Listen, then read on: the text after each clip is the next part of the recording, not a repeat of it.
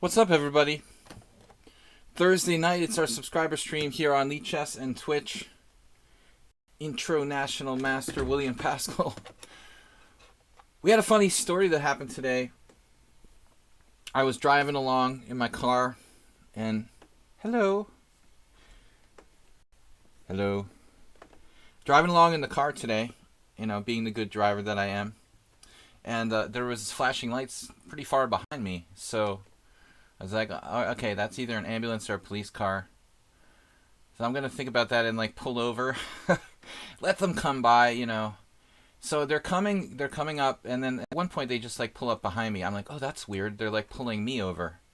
So I've literally no idea why. What's up, everybody? Move 11, Acerbate. No idea why the police are pulling me over because I didn't do anything illegal. And this lady, police officer, comes up to the window, and I'm like, this has to be about my mom, because my mom got her license revoked because she has Alzheimer's disease. So it turns out that's exactly what happened. Somebody the officer pulled the plates on my car just randomly, and then came up with the fact that it was registered to a person whose license was was rescinded. And the funny thing was, the funny thing about the story was that this police officer had met my mom or something, and then knew I was a chess player, And she's like, "You're the chess player who lives in Europe or whatever." I'm like, the other day on the stream I was saying that it's really funny how I'd rather be rich than famous. Now I've reached the point where police officers are pulling me over and telling me that I'm a chess player. You're under arrest for being a chess player. It was just really weird and surreal, It's just really strange. What's up, Nils? Nils Acerbate. Move 11's here. Percy Hepworth. Is my microphone working? I hope. Pulling me over for, they're like, "You're the chess player. I heard about you. Don't you live in Europe or something?" But anyway, so I guess I'm just gonna keep getting pulled over every time somebody pulls the plate on my car randomly. They're gonna have to stop me till they get the title changed to my name. You heard me. Good. High crimes, yeah, being related to someone who has Alzheimer's disease. I'm sorry. I admit the guilt. The mic is fine. What's up, guys? So we're doing subscriber stream. And we've got a bunch of people. Acerbate, Nefedov, Jim, aka Dim, Artie, Nils, Take Back, Percy. But still, I just can't, I can't get over the fact that even random police officers, I'm that famous that random police officers know that I'm a chess player. It's impressive and very useful. No, anyway, let's get started. Alright, we got games from Acerbate and Nefedov first. What's up, everybody? Good evening. If you haven't yet submitted a game, we still have room for a couple of people. So I know, Nils is in the list. Let's see. Move 11 didn't submit a game, but I noticed he's in the stream here. Move 11. Spectacular Camel. Those guys, you don't have to submit a game for analysis if you're ashamed of your play. I'm just kidding. No, seriously, welcome everybody to my stream. Thanks, guys, for subscribing. Supporting the stream. If I get arrested for being a chess player, somebody might have to bail me out. I don't know. But anyway, no. It's just weird when you get pulled over and you have no idea why you're getting pulled over. It's why am I? Anyways, alright, so we're going to start with Acerbate's game. Acerbate. Guys, thank you for supporting the stream. Dim, Move 11, and Merle Dixon leading the charge this week. JCS just subscribed with the tier 1 sub. It seems like you just subscribed 9 months ago. JCS subscribed 9 months in a row. He's also helping us as a moderator here. BBST said, "I have subscribed today but have no game for analysis. It's not mandatory. Can we bail you with the bits?" Yeah, I guess, man. I guess, but just weird. Anyway, it's not that, it's a small town. It's not that small of a town though that I should get my My plate randomly pulled when I'm driving, when there are thousands and thousands of people driving around, and I get my plate pulled. That's like ridiculous. It's a good thing I'm not a hardened criminal. I would be busted right now. Seriously. All right, so let's get started. Where is Aster?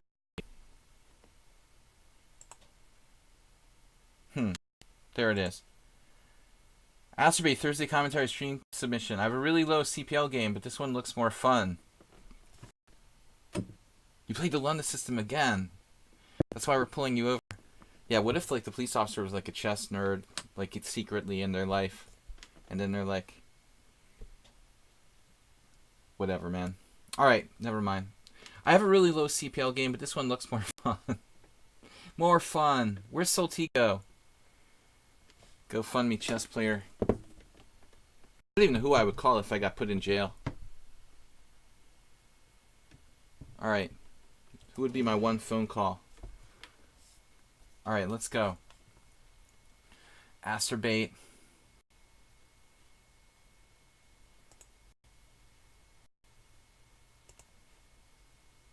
Asterbait is white against Big Couch. Okay. Could be called the Dark Horse. This is some sort of crime family. I'm Sparkle Horse. The sparkly horse. Master, crime master. E4, E5, knight F3, D6. It's the Philidor's defense, and I don't mind bishop C4. You know, I think that theoretically, like D4 is the principled move, but I don't really see a drawback to bishop C4. I don't know. Can you say this move has a flaw?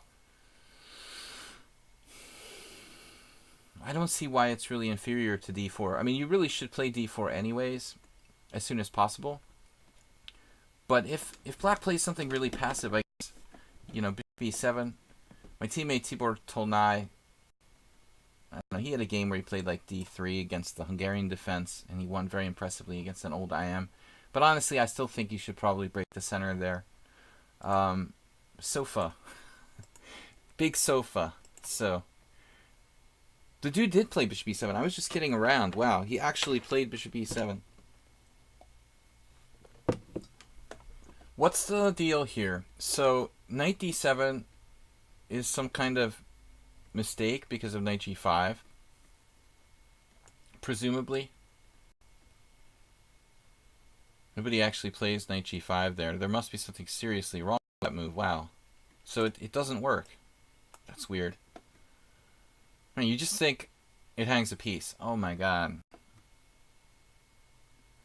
Do you guys know the story that I told you about this? I have told the story like multiple times. That's how I lost in 6 moves. Like literally to Alex Cherniak, who's a FIDE master. I'll show you guys just for completeness. In a tournament game back in like 1993, I literally lost a game in this position with the white pieces. It was like knight f3, d6, d4. No, this is the wrong position. Sorry. How did I do this wrong? So it must have been the move earlier. It must have been, c4, e5. How would this have gone? Knight f3.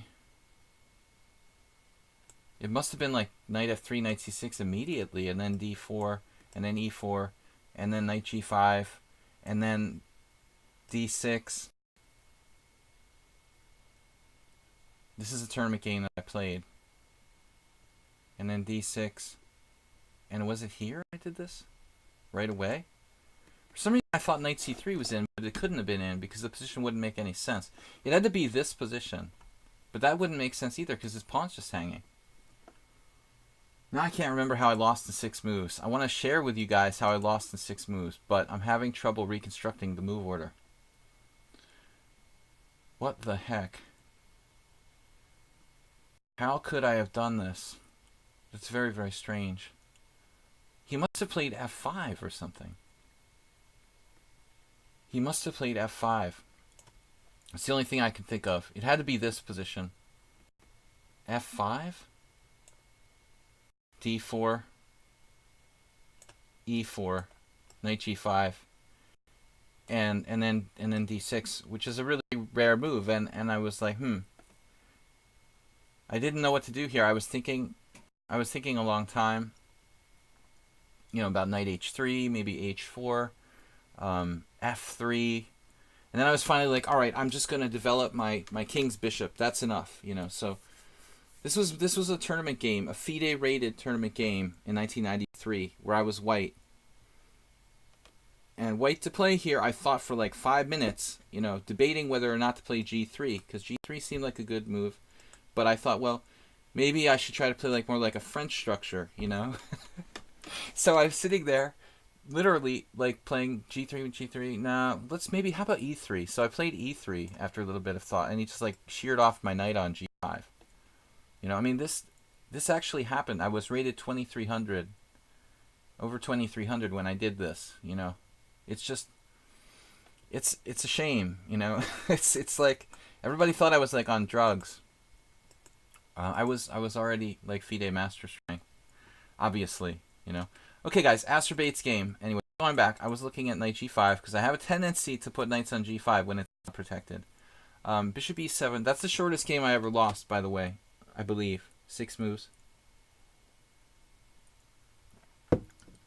Yeah, my opponent saw it. He looked at me kind of weird and took the knight on g5. Alright, so d4. Good job, Astrobait, breaking the center. Like we talked about, Astrobait's played other moves, kind of slow moves like c3 in the past. And I think that d4 is best. So, e takes d4. And now the question is, you once what? You managed as black to play d4, e6, bishop g5, d5. I had someone like the other week who was like, they played b3,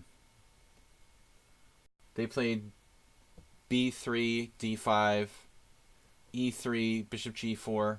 No, that's not possible. They played b3, d5, bishop b2, bishop g4, e3, dropping their queen on d1 on like a pre-move sort of thing. Anand lost Alonso Zapata, I know, in the Petrov in like 6 moves. Alright, so Astrobait here takes with the queen. It's really a tough call to take with the queen or the knight in this position. I think they're both good, but it seems the vast majority of players prefer to take with the knight. This is like transposition to a very well-known line of the exchange Philidor, but actually, I mean, I don't know about the bishop on c4 in this line being such a great system. In many cases in this exchange Philidor, you really should put the bishop on like e2 or choose a different setup altogether. So I don't mind, queen takes d4 Astrobait. This transposes to a... Actually, it doesn't transpose to anything. I don't know what it is. Because you've already played bishop c4. It's a little weird. I guess you should play, in fact, knight takes. Because you don't have knight c6, bishop b5. You really kind of have to lose a tempo in this position. I'm in good company losing to Anand, I know. So anyway, Astrobait, you could also play it like a kind of Danish gambit with some crazy sort of c3. This is 4-0. But I don't know if that's sound. It's 4-0. Gyula Mester, Hungarian IM. No, he's like a FIDE master. He's not an IM. Even though his name is Mester Gyula, he's not a Mester. He's a FIDE Mester. Alright. Shandor Farago, a real IM. Farago Shandor. I have a bad record against him. I should be plus, but I have like 50%. Anyway, guys, I'm trying to focus here. But, okay, you should take with a knight. If your bishop was still on f1 Astrobait, I think this makes sense because you can meet knight c6 with bishop to b5. Chess Drake. Fun fact about Hungarians. So, well, Bobby, we talked about this last time. Bobby spent a lot of time in Hungary. Chess Drake. I have a picture of him hanging out with Andor Lilienthal. Let me see. Let me see if I can find it here. Wait. File Explorer. No, I have to go to my Gmail. I'll do it some other time. Alright. I always threaten to show the picture. Queen takes d4, bishop f6. Strange move. Alright. E5. Okay, I don't think you really thought this out. I mean, what are you going to do after E5, pawn takes pawn? You don't really have, you're loaded. You can't take on E5, so Acerbate just reacting. His tendency to do this sometimes. He doesn't really thinks things through. The biological father was a Hungarian super physicist, mathematician. I mean, is this proven, Chess Streak? Is that like a conspiracy theory, or is it actually proven?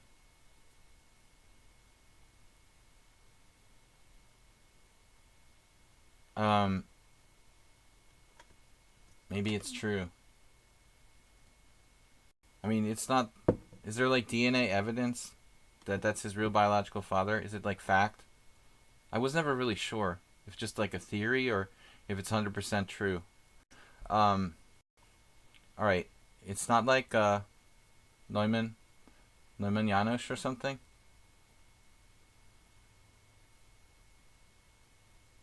Okay, bishop f6.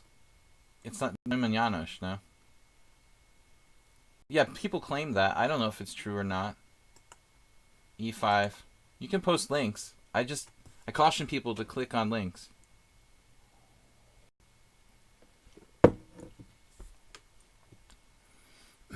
So, d takes e. Bishop takes f7, check. Poor Acerbate, this is comical.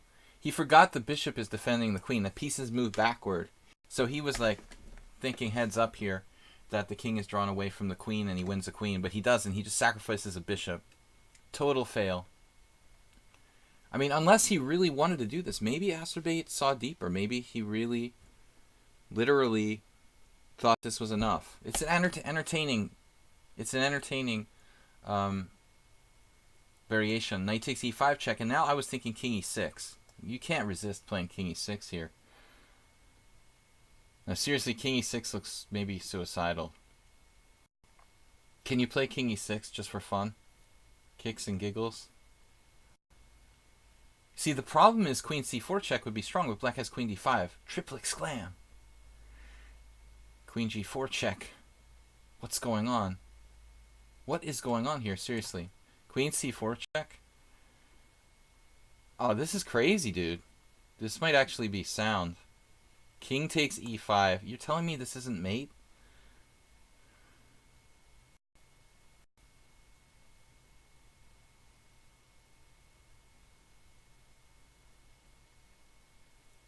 No, I don't know. I don't know about this mythological Fisher stories and stuff. I was recently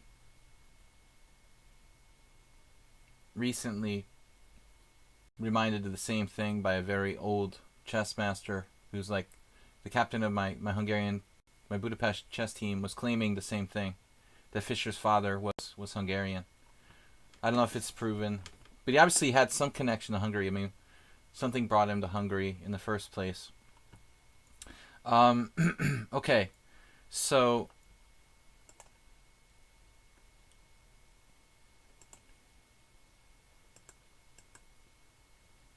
king takes f7, knight takes e5 check, and then black played bishop takes e5, Acerbate. That would be a fascinating variation, though. In reality, black should play knight takes e5, king e8, guys, of course. And then white is short. He's short of compensation. Yeah, I'll turn the engine off. Nils is like, JCS, can you tell me? I can see your chat. Sorry, Nils. If you said that earlier, I just missed it. But sometimes I'm just lost in my own world here. Living on the Serbian border. Well, Fischer held his match with Spassky, match 2 in Serbia, of course, and he went to Hungary, I guess, after that. But anyway, enough about Bobby. I'm not an authority, so I didn't get to see him when I was there. But I easily could have. It just didn't materialize. So Acerbate's game, bishop takes e5. This is just a comedy now. Queen takes d8. Black has only 2 pieces for the queen. Bishop e6. Castles. I like castles. g6, bishop g5, knight f6. Not a good move, Aspade. Very entertaining game, though. Very entertaining game. Nice. Playing for mate at the end, though. He didn't go for material. He saw mate in 2. Thanks for sharing. Merle Dixon, thanks for the 100 bits. Hiss at Nunes. Over the board game with lost endgame despite obstacle bishops. Were you mentioning this before? Welcome, everybody. Merle Dixon, Uber driver. Are you really Uber driver? Or is this just a joke? Okay, guys, we got more submissions for game analysis. Oh, Hiss at Nunes. Move 11. Move 11, Merle Dixon, and Hiss at Nunes.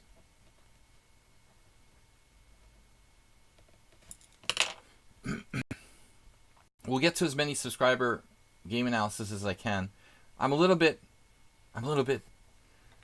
flustered after my police experience today. Trying to concentrate, get the brain in gear. This coffee and beer should help, but I'm a little bit flighty when I start the stream. It's kind of like when I'm playing. It takes me a while to kind of get into the flow. All right, Nefedov was next. This is game to analyze, please. I like how people are polite. How correct. All right, so Pavel Nefedov against Coyote Disu. This is from a tournament? No, this is from a league game. Fishrack out. No, I told the story today very quickly. I'll say it one last time. I was pulled over by the police today when I was driving because the car that I'm driving is registered in my mother's name and she's had her license revoked. But the problem is that even though I'm on the insurance, I'm like the main operator of the car, the registration is my mother's name. So when some police officer randomly pulled my plate when I was driving, they came up with like expired license for the main operator of my car, so they pulled me over. When they saw I wasn't my mom, they were like, "All right, but you need to get the registration changed to your name." And the funny part of the story was that the lady, like this police officer, knew my mother somehow and knew that I was a chess player. And she's like, "You're the chess player, aren't you?" I didn't expect to get pulled over like by a cop who like knew I'm a chess player who lives in Europe. You know, it's a really weird thing being so famous, but it's gone to my head like totally. All right, so that's my police story. Anyway, so Pavel Nefedov playing white here. Try not to turn on the engine. E4, G6. This guy knows how to play. This guy knows how to. Yeah, she's like, "I'm never gonna take you in now that you're a chess player." No, E4, G6, D4. First of all, like, what is the chance that I get my plate randomly pulled? And secondly, what is the chance like the officer knows that I'm a chess player? What are the chances of this? Like E4, G6, D4, Bishop G7, F4. All right. I had this position. I did this once with white against Igor Foigl, who's a friend of mine and a good player. And Foigl's a great modern defense player. Merle Dixon said the same thing happened to me about 10 years ago. The LPR software is amazing. Can recognize plates in low light conditions. Wow, that is scary though. Well, this wasn't a low light condition. That would be even scarier. But I mean, my first instinct was like, are they allowed to do that? You know, just randomly check people's plates? And yes, they can do that. They can randomly check people's plates. They just can't stop you unless they have a reason to stop you. But they can check anybody's plates. It's like public information. F4 now. I don't like F4, actually, and I probably told Nefedov this before, but surprising, there was a really bad game that Daniil Dubov lost to an English master at Gibraltar last year in this position, in this variation. But Dubov played something else. I mean, I don't know. I think Dubov played like C6 or something, like trying to turn it into a Gurgenidze. Asterbait gifted a tier 1 sub to Hiss at Nunes. Asterbait, that's your 5th gift sub in the channel. Thank you, man. That's really cool. Actually, Hiss at Nunes is, you know, a player who isn't new to the stream. He He was watching the stream fairly, soon after I started, like 2 years ago. So it's good to know. Um,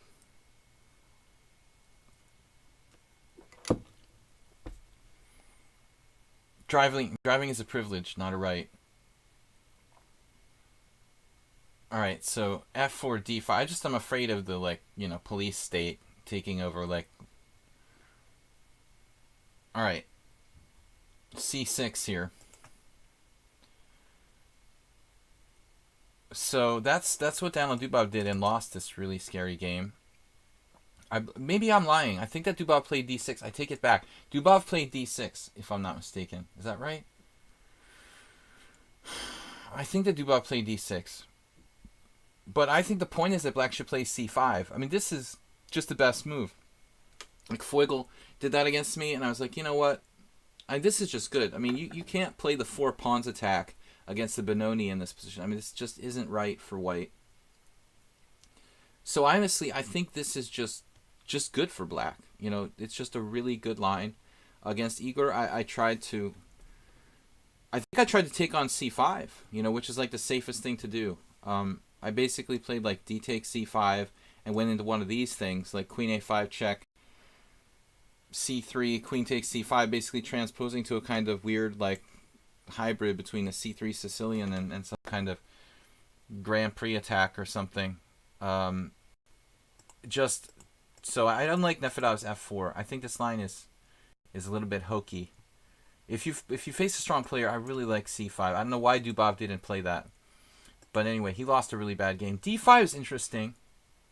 I have to admit I like d5 too. d5 or c5, but not why just react normally with d6? You want to transpose to an Austrian attack? Like, why not take advantage of the move f4? So c6 and d6 are lame. c5, d5 is good too. Now Pavel played e5, but black has not played c6, so he's got no c6, but the bishop's on g7. Bishop g7 in the Gurgenidze Caro-Kann isn't always a good thing. Funny chess Drake.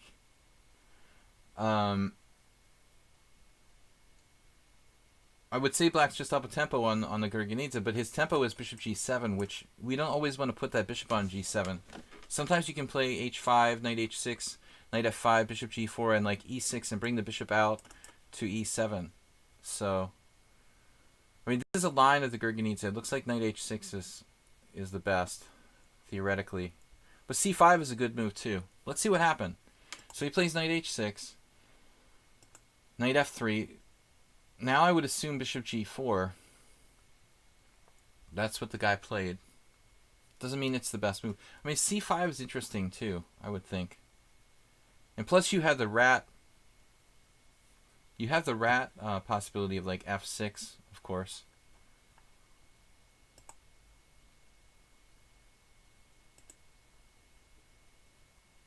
I had a similar game with s4. It was against s4 last week. h3, bishop takes f3, queen takes f3. Yeah, you're on the d4 pawn now. That means that black's going to have time to play h5. There is one thing to consider here, though. If you play g4 anyways, what's black going to do? I'm a little bit concerned about this move.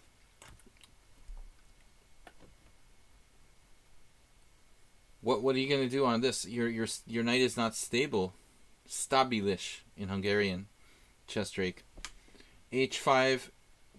What does black play here? Because I'm not super happy with black's position. You have to do something weird like knight to h4. And then probably e6. But ultimately, it feels like white would have bishop d3 with the idea of f4, f5. There's something not really safe about this. I'm not sure if black's supposed to exchange pawns, but he doesn't have to hurry with exchanging pawns on g4.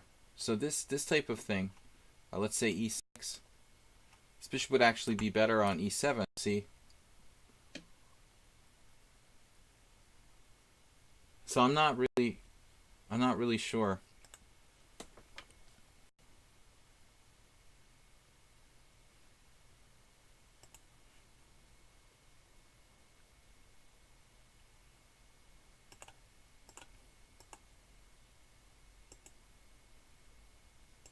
So let's check the opening Explorer. There's one game with Moskalenko where he played e6. Notice Moskalenko kept an eye on h4. I mean, still I would think g4 would be a good move for white there, though. Against Ruban. He still played g4, see? Queen h4 check. And actually, Ruban played king d1, but I mean, I don't know if there's anything wrong with queen f2 here. I mean, this move looks perfectly good. I would think white's just better. I don't understand. Alright, I don't know what this is about.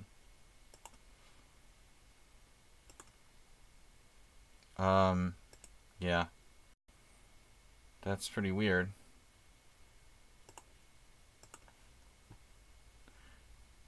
So, this variation, Bob, is Bob here? This variation looks reasonable to me too. Let's quickly take a look with Stockfish. White is slightly better. Anyway, guys, I have a tendency to spend too much time on the early games before I really find my pace here. So let's just go on. I feel like Black did something wrong, but Nefedov should play g4 here. Am I right or am I wrong? Yeah, g4 is just a very strong move, man. I mean, you got to take that opportunity to play g4. This is really... Actually, Pavel had a game very similar to me, similar to this with me last week. But bishop d3 allows h4, which is something like what happened with the game that we had on the stream last week. Basically, Nefedov should just play g4 as early as physically possible.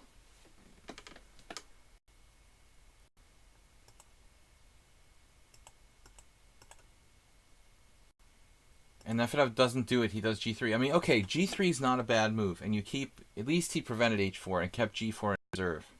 This is pretty good.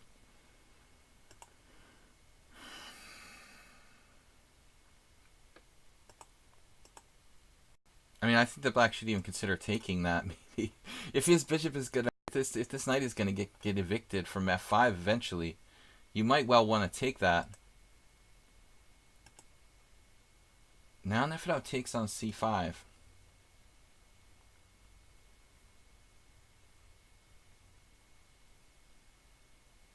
Controversial decision.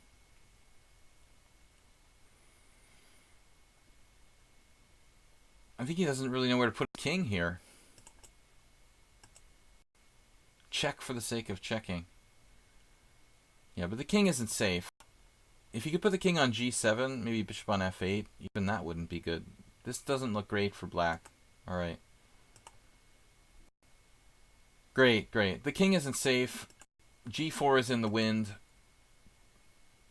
You know, I think that the only is Nefedov's king, which should probably go to g2 right about now.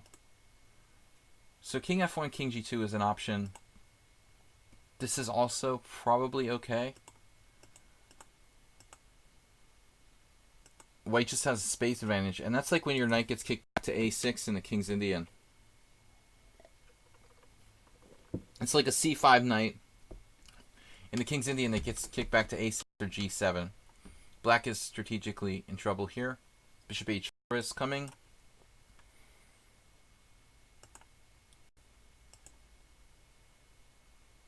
But there's no knockout blow for Nefedov. His king's still ultimately in the center. Black does have some counter chances with this king not being really safe.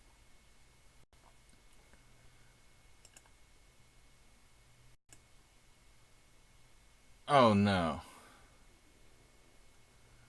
Asterbait is in the house. Yabatis' opponent from a tournament game we saw this week. Why would one sacrifice a piece here if one doesn't have to? It looks like knight g8, you know. Knight g8 is great. Chocolate cake. with Bill Cosby. All right. This is playable for black. I mean, he's got to play knight g8. This is just mental, you know, mental. Sacrifice a piece. Oh well, I'll just sacrifice a piece for a couple pawns. Check. Knight takes pawn. All right. Well, we got 2 pawns for a piece. Yeah.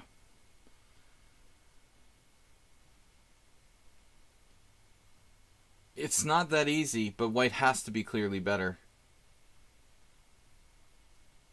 Admittedly, it's not that easy. Bishop f6, though, looks pretty scary. Nefedov played the more, like, automatic bishop h6. Maybe that's good, too.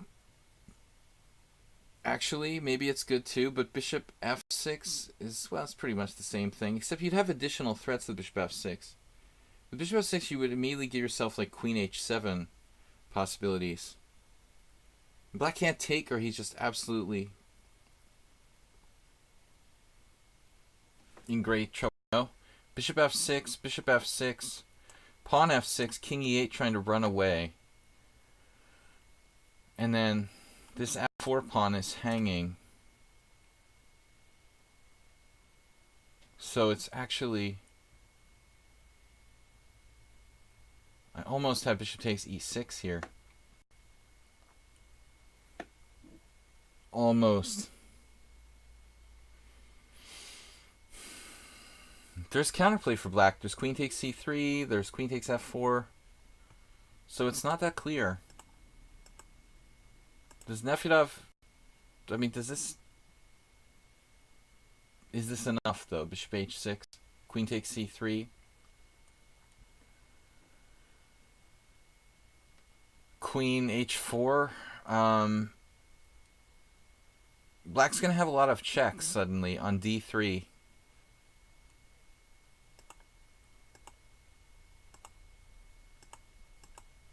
He had this.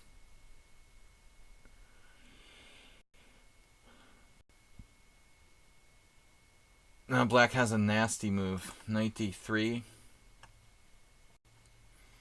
Let's humor me and go back a minute. You brush the teeth for like 10 minutes.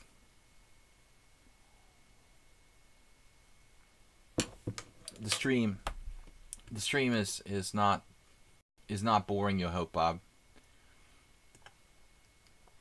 I had this game where I played Mark Ginsburg and Blitz online, and I had something in my teeth, and in the middle of the Blitz game, I let my clock run for like a minute. I went to the bathroom. I got some dental floss and like flossed my teeth. He's like, "What's going on?" I said, he's like, "What's going on? Are you using a computer?" I said, "No, I went to the bathroom to floss my teeth during the game." He didn't believe me. It was true, though. Queen h3. Knight d3. Yeah. Now, let me see, Nefedov, if you had knight takes b2, bishop f6 here. No. There's no really strong, clear-cut move. The engine just wants to defend the pawn on c3. Secure. Secure the c3 pawn. You took a test drive with a guy at a dealership who had horrible breath. Yeah, that's the worst, man. Yeah, it's gingivitis or whatever. I know a certain chess player who has really bad breath, and you know, it's always a very sensitive subject to tell, you know, a friend or someone if they have bad breath. It's a real problem. Okay, knight takes g4, bishop takes g4, knight d3 here, king e2, knight takes b2, bishop h6. You should have protected d3. So now it gets out of control, basically. Nefedov was like one move short of a really strong attack, and now he's like in danger. So we'd really almost be happy with the draw at this point. Black's threatening rook h8, and knight takes f4 check.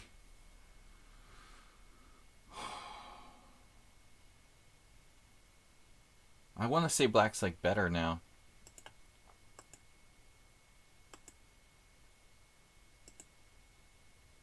Wow, the guy traded queens. That seems strange.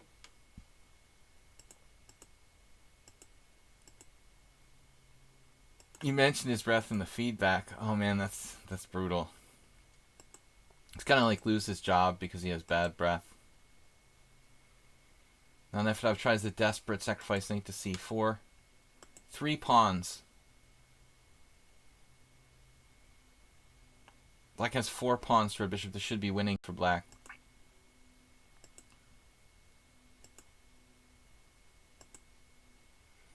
Of course, if the pawns can be blockaded and the pieces remain on the board, I don't know, man.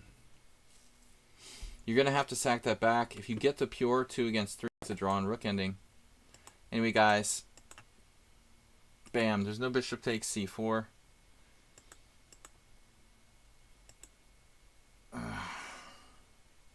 This is painful. This is painful to watch. You can't even play bishop takes c4 ever because of rook c1 check. And I think now you gotta try it anyway.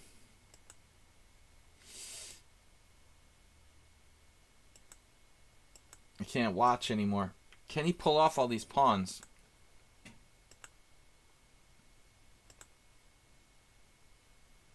Now I'm not sure. Maybe this is savable.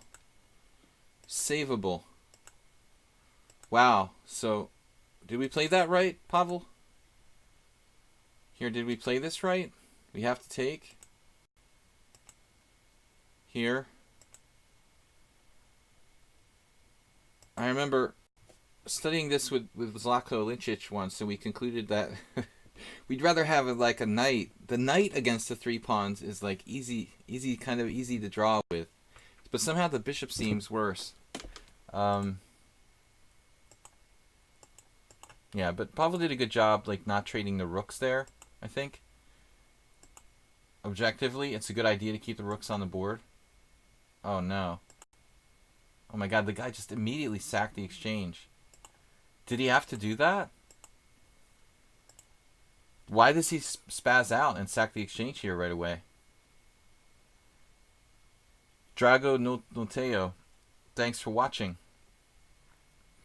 People brush their pet's teeth. I met like a doggy dentist once.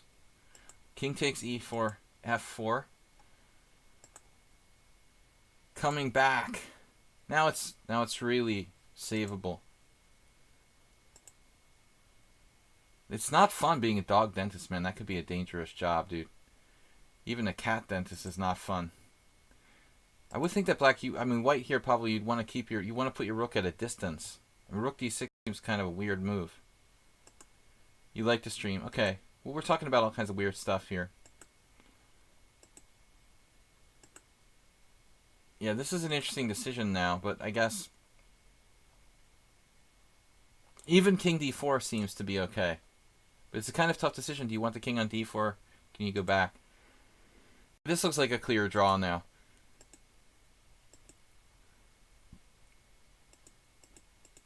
Alright, man. That was a messy game.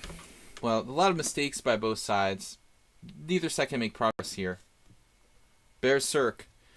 Hi, I'm getting a cheap bit badge in many channels. Here's your $1 sent. But I hope I have a great stream. Thank you. Alright, guys. We got a lot of games to go through. I'm going to try to be a little faster. If the stream goes a little over, that's okay today, because I actually don't have anything to do tonight except, live my normal life. No, I remember we had a dog. I had a dog, my dog, which my account, Sludgy is named after, actually. But I guess it might have been Sludgy that we took to the doggy dentist. He had really bad teeth because he was he's a German Shepherd. This is my dog. If you guys can see this, even. If you guys can see this picture in the stream, it's kind of gonna have a glare. But anyway, there's a glare from the screen. Anyway, that's my ex-dog that the account is named after. Sage, but we called him Sludgy. So we took him to the doggy dentist. I remember that. But the doggy dentist had to have very good insurance. Alright, let's go with the next game. Jim is up next. Where is Dim? Here. I just wanted to show you this game against the new version of Stockfish using my favorite Larson's opening. Managed to reach 30 moves, and the engine was giving an advantage of about +3. I couldn't see how to win this, though. And after setting a position, this is the result. Some crazy tactics. 60% of my moves are memorized. That's like a Soltigo system.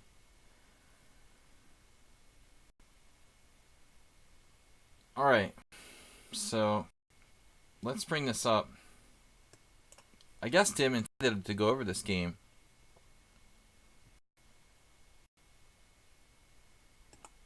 Bob Sacamano is like a Stockfish analysis. Well, no, we're just gonna we're gonna see how this is played correctly, Bob. 97, interesting line. This is mentioned by I mean, I think 97 is mentioned, but not in that position. That's kind of weird. Yeah, I'm thinking of Bishop B5, actually. I'm thinking of this variation, which is very common. D5, Bishop B5, Knight on G to E7, now that you mention it. Funny, this move... No, that move loses a pawn, so that can't be what I'm thinking of.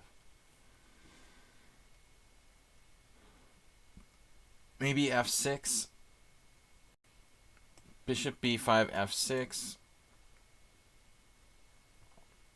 You know, and then later the knight will go to E7, but this is really... I'm stretching it here. I don't know. Have I seen this before? Knight G E7.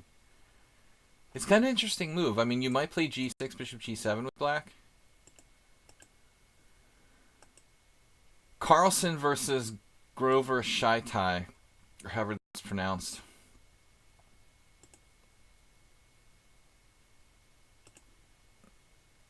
I don't know. I really have no clue. Jababa versus Ivanchuk, so there's a bunch of games. Provoking weaknesses going back. Alright, cool. Knight G6.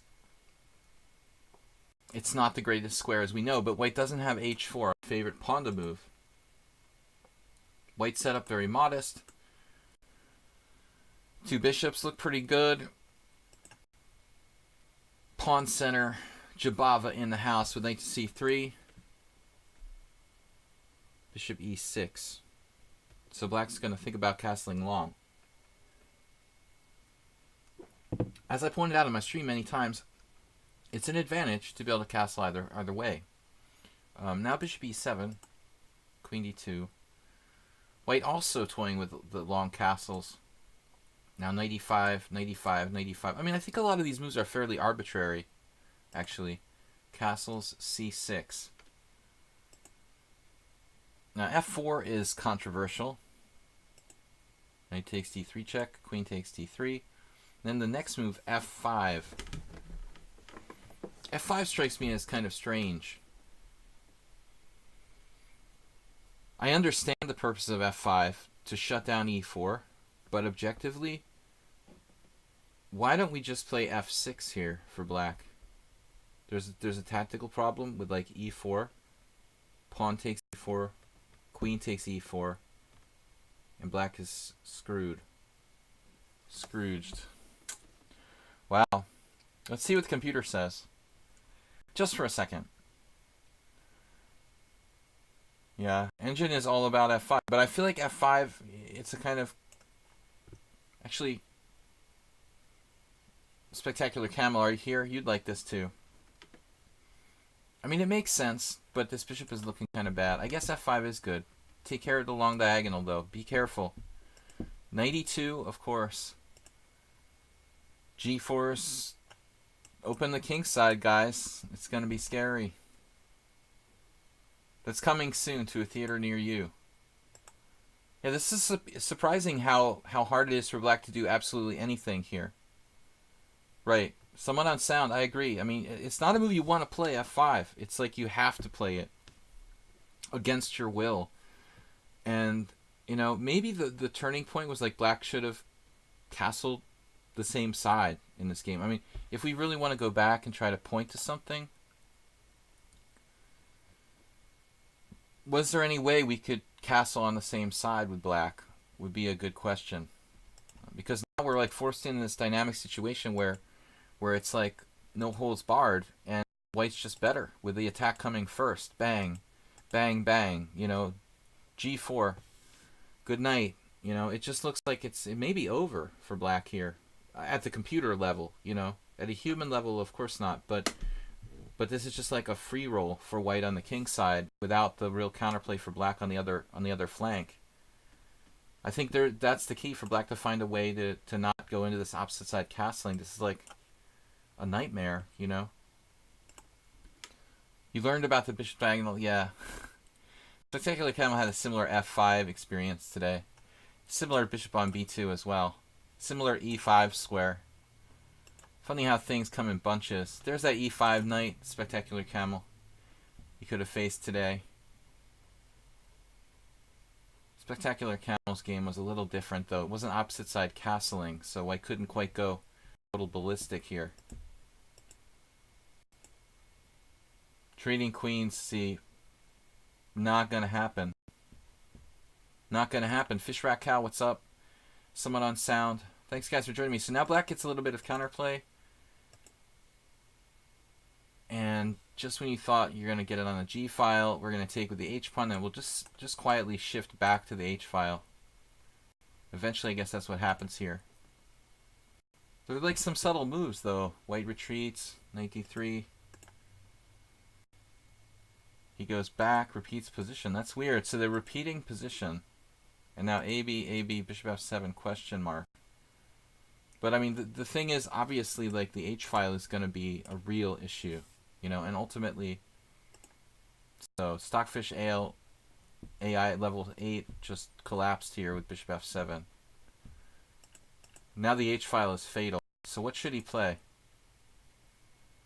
Bishop d7, apparently, and black is holding on in a very unpleasant position. So rook h1, and white just wins down the H file. I mean, it's pretty straightforward. This is a nice move, defending e3 and attacking at the same time. This counterplay is obviously too slow.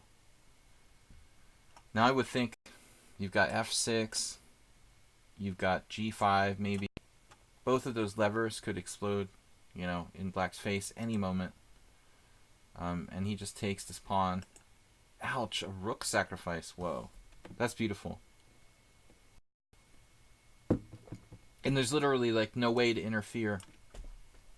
No way to interfere on the diagonal. Rook takes h6, g takes h6.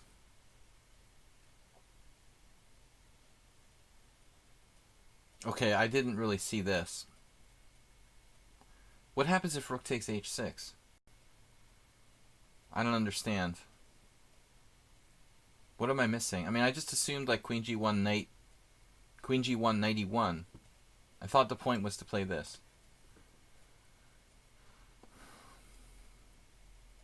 And black, what is black going to do? Queen g1 check, knight e1. I just don't see a way to protect the long diagonal here. Oh, I mean, I guess he has bishop somewhere. Okay. He can do something like bishop e8 and try to run away through f7. That would only be like a repetition. Rook h8 check. King f7, that's really funny. Rook h7, repetition. So it's possible to repetition there for reals. So in the actual game here, e4, which we did not see, is brutal. Not giving the back rank check and playing queen takes h6 knight. Nice. Nice. That's an awesome move. Black simply goes into computer mode now. It starts giving away pieces. It doesn't matter. It's just no defense to the mates. Giveaway mode. Okay, he freed up f8. You know, now he's just simply down. He's just simply down a queen. It looks like rook g1 is coming. Queen there. Here, check. King h7. It's still not over. Wow. Plus 18. Oh my god. Okay. This is like computer. Beautiful.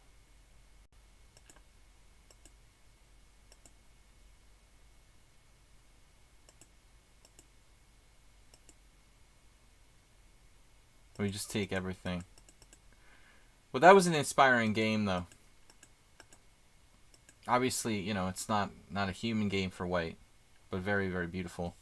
All right, that was entertaining. Artie Fuffkin's up next. Thanks, guys, for joining me. We're gonna analyze as many games as I can afford within the time here. Yeah, a lot of crazy tactics. You know, I thought it was just about, you know, clearing the long diagonal. Then you have the move e4, which is a completely different idea. But seriously, maybe that was a draw. You know, if you just play rook takes h6, maybe it like literally forces a draw by repetition. Okay, what am I looking for here? Artie is up next, guys. We've got a stream tomorrow. Don't forget. I have 6 days a week, Monday through Friday, and Sundays. Sundays is a simul in the afternoon, 4:30 Eastern time. Friday stream is 12 noon Eastern time. Fast Blitz 5+3 with everyone. Okay, we've got Artie Fuffkin here. Subscriber analysis, no information really. He's playing white.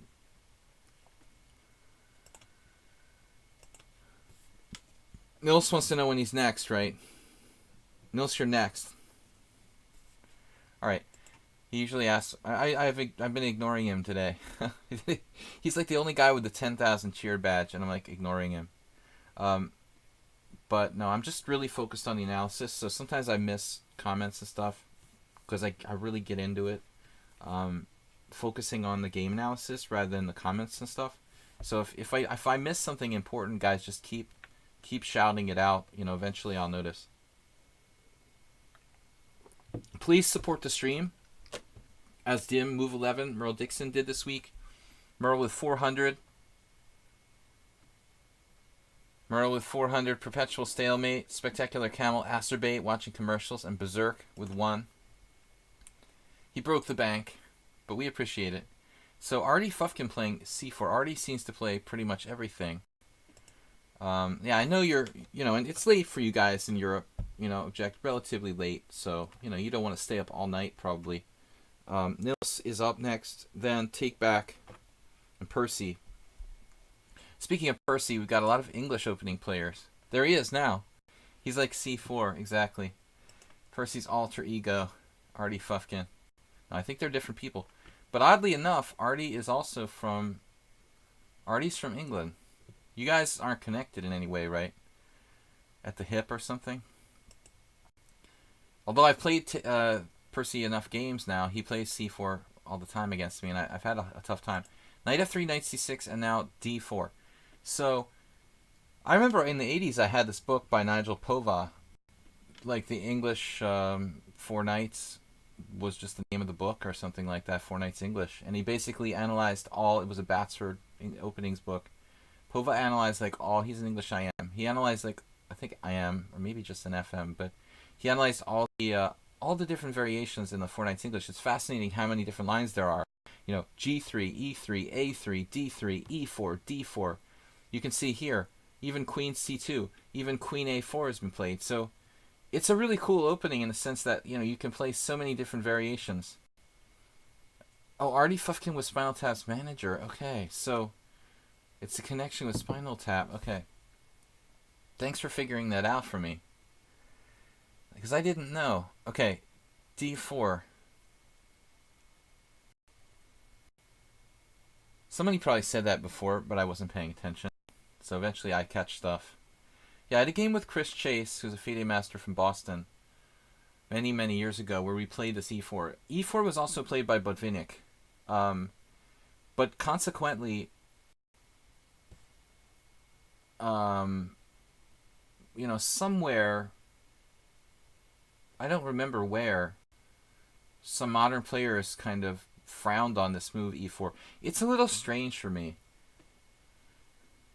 Some strong player somewhere annotated that they felt like this move is like a concrete mistake for black. But I was honestly taught that it's like a matter of style. Basically, black has two approaches here. Pawn takes pawn or E4.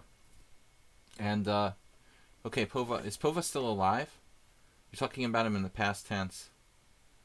I hope they don't say that Paschall was an IM. I didn't hear that he died. I don't know. But maybe, because you never know, like random English IMs who are like 70 years old or something. Um, Nigel Pova. D4, E4. So I don't know. All I know is the one game I had with Chris Chase and the famous game that Botvinnik played. There's also the possibility of 95 here. Against Chris, I think I played 92. Because I was following Pova's book, and I think I just trusted, basically trusted the analysis that was given in there. I think I had a draw with Chris Chase many, many years ago. It was probably like 1992 Boylston Chess Club Championship or something like that. Just 25 years ago. Um, E4 feels like it's overextended. Well, I think it's a borderline situation. It's a borderline situation, really. It's Nimzovician,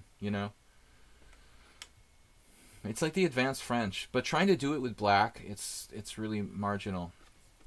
Look at black's score in the games here. 33 to 21, 33 to 13.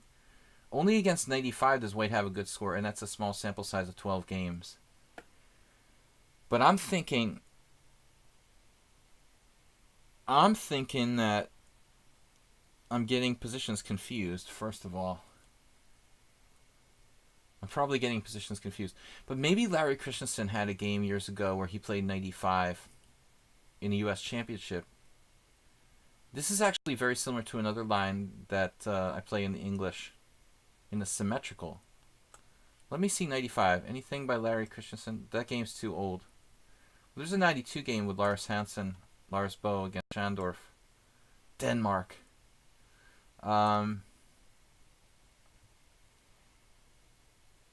95 is worth considering. Yeah. But anyways. Alright. I mean, the purest move for black is pawn takes pawn. Remember, once in an IM tournament, I played this. I don't know what came over me. Sometimes I just did weird stuff. I did this against an Australian guy and lost in an IM tournament once. Like, I don't know, I was like trying to be weird and play the Belgrade Gambit in the English. White is like, my game isn't even in there, but there's 0 and 3 with that, so throw that out the window. I don't know what possessed me to do that. But pawn takes pawn is basically considered a good line. A solid, solid correct continuation. I had a game here on the stream against somebody, but I really think like G3 is the more interesting variation for white. We had a game against somebody on the stream who kicked my butt, who just took that pawn on c4 after bishop 2. I'm supposed to play this, though, apparently. So this is probably a really important continuation. Traditionally, I've played bishop g5. There's a famous floor game with the white pieces in bishop g5. The last time I played that, I lost to Jozo Pataki, though. Alright, so anyways, e4. Let's just see the game. Enough stories. Knight g5. Okay, so this move is just not really played in this position. It's a normal move in other similar lines, but I think that here it's just a mistake because of the following move, bishop b4. Looks like h6.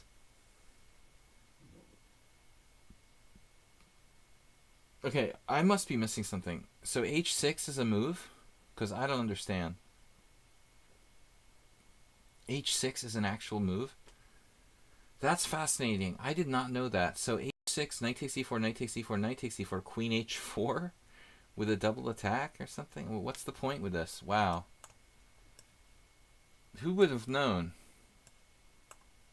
Ilya Smirin against Leif Johansson.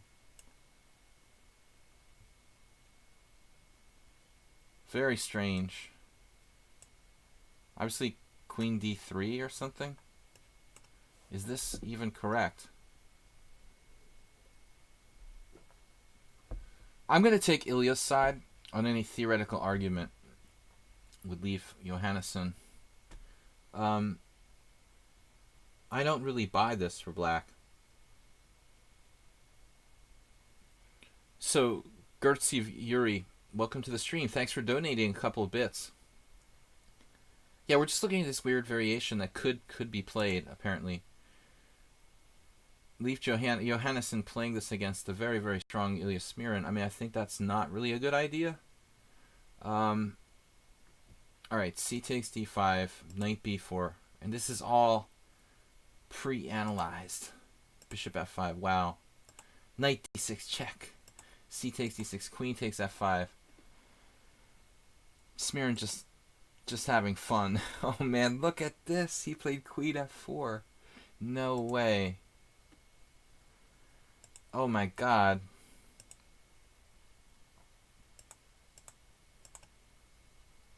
Class. The master class with Ilias Smirin. Wow, is this for reals? No problem, we're just down a rook.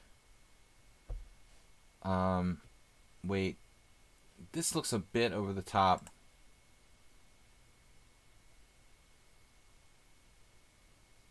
Man, what was this? Like a World Rapid Championship or something? I mean, this couldn't have been a long game. Smirin just sacked a rook temporarily. He goes on to win the game.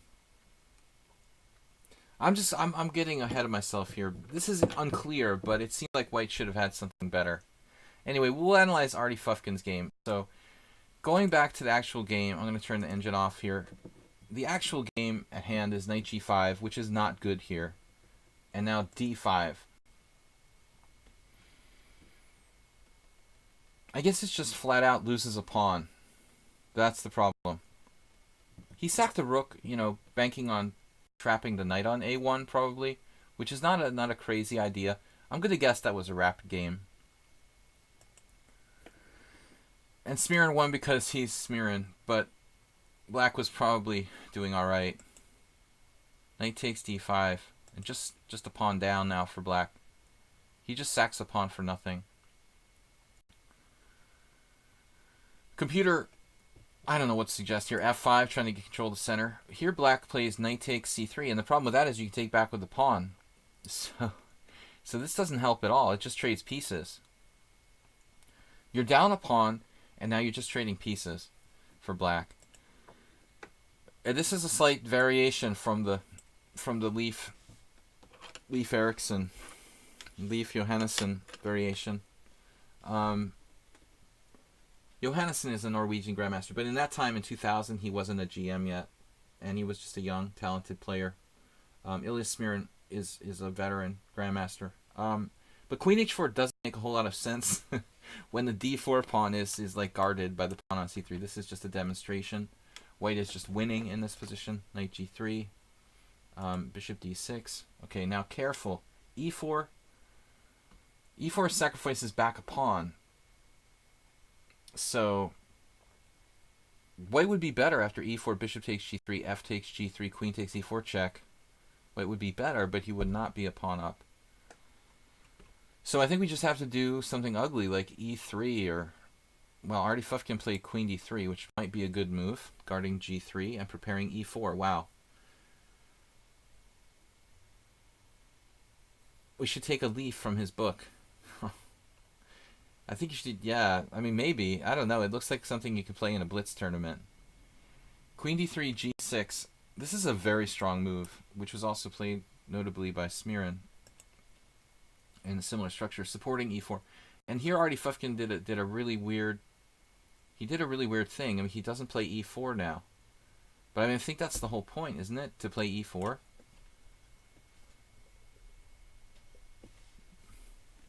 Now we're just rolling. Just rolling with a good position. I mean, there's no reason to fear bishop takes h4. You just take with the f pawn. I mean, it doesn't matter. There's a slight disruption in our... I mean, the f file would be crushing anyway for white. So I don't think you should hesitate here. I mean, e3 is really weak. It like blocks in the bishop on c1 and gives black counterplay. I don't think you should do that. Then black started to play unnecessarily passive. What about f5? I mean, I thought like a Nimzo kind of thing. He was going to try to restrict the center. I mean, at the end of the day, black's bad no matter what because he's simply down a pawn. Knight e4, also good. inconsistent play by white. E3 then E4. So yeah, this is very good. And then he plays E5, creating some holes.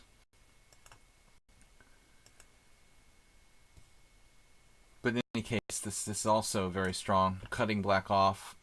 Probably he should castle here, and he doesn't do it. Castle and then, play rook E8. Why not?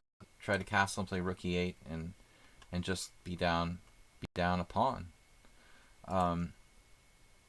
I'd rather do that than have the king like marooned in the center here on E8, which it is now. Black is looking for knight F4. That's not necessarily a big deal. This is a bigger problem that we can't coordinate our pieces. This is a good move.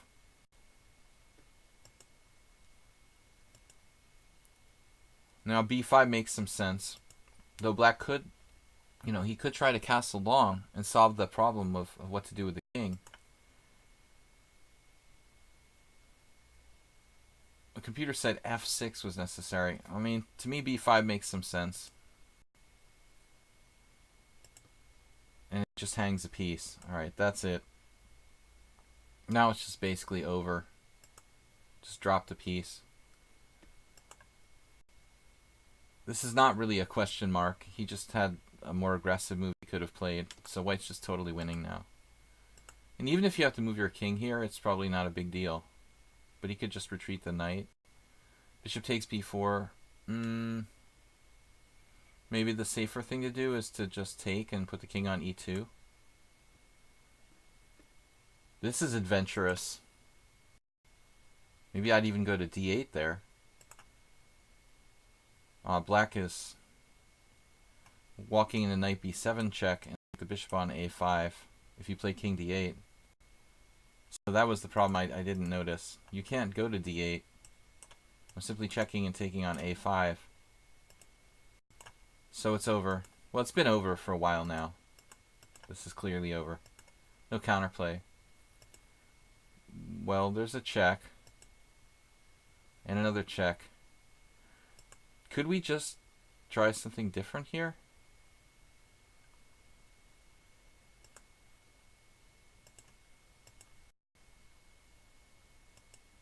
Right, I mean, just move the king to f1. d3 check, king f1. And there's all sorts of mates. So there's really no reason to fear that, yeah. Now it's over. He missed bishop g4. Not an easy move to find, though. I think this is good enough. Black king walks out.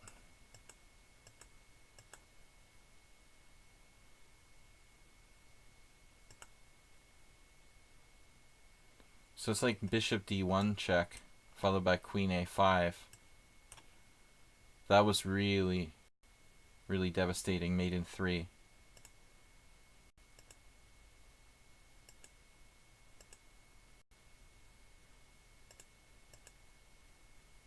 He let him survive a little too long there. But finally it's mate. Okay, this is notable that the white king never castled and he never did use his king rook. So he's basically, both sides were playing rook odds in this game, respectively. Another game submission, guys, from Variety. I don't know if Variety is a subscriber. I just call him Variety or Varsity. I don't know what to call him because I can't pronounce the threes. Var333T.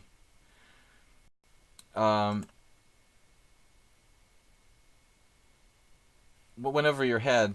We take a leaf from Erickson. Yeah, it's a good one. Yeah. So, okay, everybody. Tomorrow also we have a stream. Don't forget, if you're free in the midday, 12 o'clock, we're playing Blitz, Fast Blitz 5+3. All players are welcome to join. Artie Fufkin, well, a lot of missed chances probably tactically there and here and there, but the key thing was the opening. Like, it's surprising, but knight g5 is a bad move, probably by white. And the thing is, like, we looked at that crazy variation with h6. But obviously, like, black can just play bishop b4. And I think this casts doubt on white's setup. This move, simply developing a piece while maintaining control of e4, that's the real reason why knight g5 isn't good. I mean, we looked at the funny variation here. We looked at the funny variation with h6, and it's crazy and stuff. But obviously this move is just good for black. I mean, I think that black just has a good, a fairly good kind of like French or something. Turning over a new leaf. Very good, move 11. So Artie's done. So we're up to Nils now. Nils will be relieved to know it's his turn. Guys, please support the stream.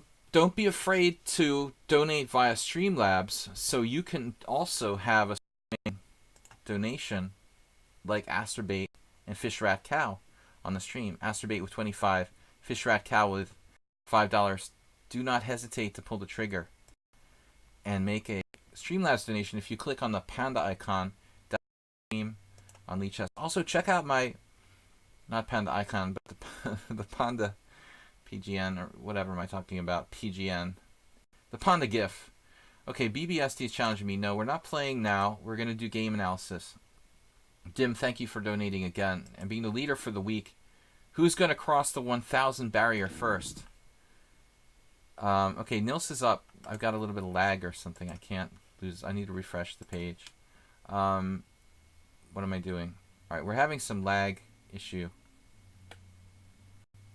Anybody else having problems? Am I lagging on Streamlabs? Streamlabs wants me to like.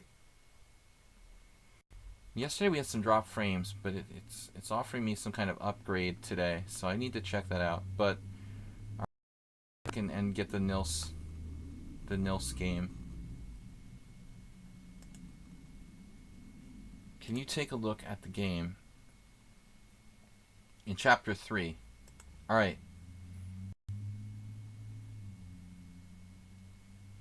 Very loud truck outside.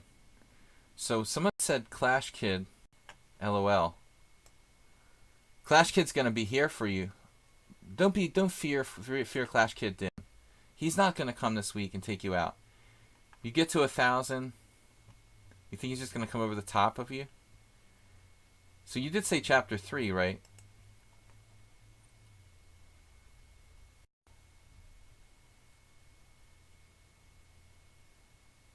If I hear sirens, I'm going to think the police are coming for me again. Can I challenge again towards the end of the stream? BBSD, tomorrow, 12 noon. I'm not taking any challenges today, but thank you for subscribing to the stream. We just got a packed schedule with game analysis here. I'm lucky if I can get through all these games. So, Nils is white. He's a player who's, interested in really, playing openings incisively. Not everybody's interested in the opening, but I think Nils is talented, and he's really making an effort to play the openings sharply. E6, knight c3, d5. So he plays 6d. And I don't have any issues with the exchange variation. I think it's as good as anything, really. I got kind of bored with it at some point because I was always kind of playing the same structure. But and I think it limits you a little bit if you only play like the exchange variation against the Queen's Gambit like your whole life. You're only basically playing one kind of structure all the time. Obviously, there are two plans, though. One of them is like the minority, the queen side. And the other one, when you get the structure, is, of course, the central pawn majority. What Uwe calls the, to quote another great Dutch player, Nils, what he calls, Ben Kramer in the Middle Game book series, which I recommend everybody, they call this the central pawn predominance.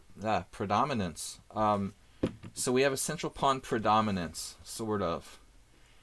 We have two pawns in the center, where you have just one pawn in the center. And basically we can try to play f3 and e4. Not now, but like later on. And that's the idea. So when you play the exchange variation in particular, I think pawn structure is a very important concept. He plays bishop g5. Bishop f4 is another way to play, but it's not nearly as possible. Not nearly as popular. Bishop g5. Okay, bishop e7. Queen c2. And now c6. So Matthew Sadler wrote a book on the Queen's Gambit. Declined like 15 years ago, I remember. And he recommended an interesting approach for black to kind of combat aggressive lines where white is castling long. Sadler recommended like delaying c6 for black, and I actually was toying around with playing that. if you can conserve a move by not playing c6, then later you can strike with c5 in one go. That was basically like Sadler's suggestion. And it's still played to this day. I don't know what's objectively better, but c6 remains like the most common move. It's not forced, though. Black does not need to play that move necessarily. He could just castle and keep it in reserve.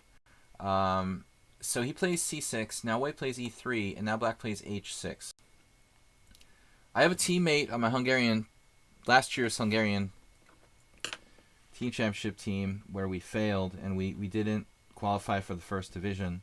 There was one player on my team who continuously played the black side of this exchange variation and lost several games. And every single time he lost, he was playing something like this, where he was doing h6. I don't like it.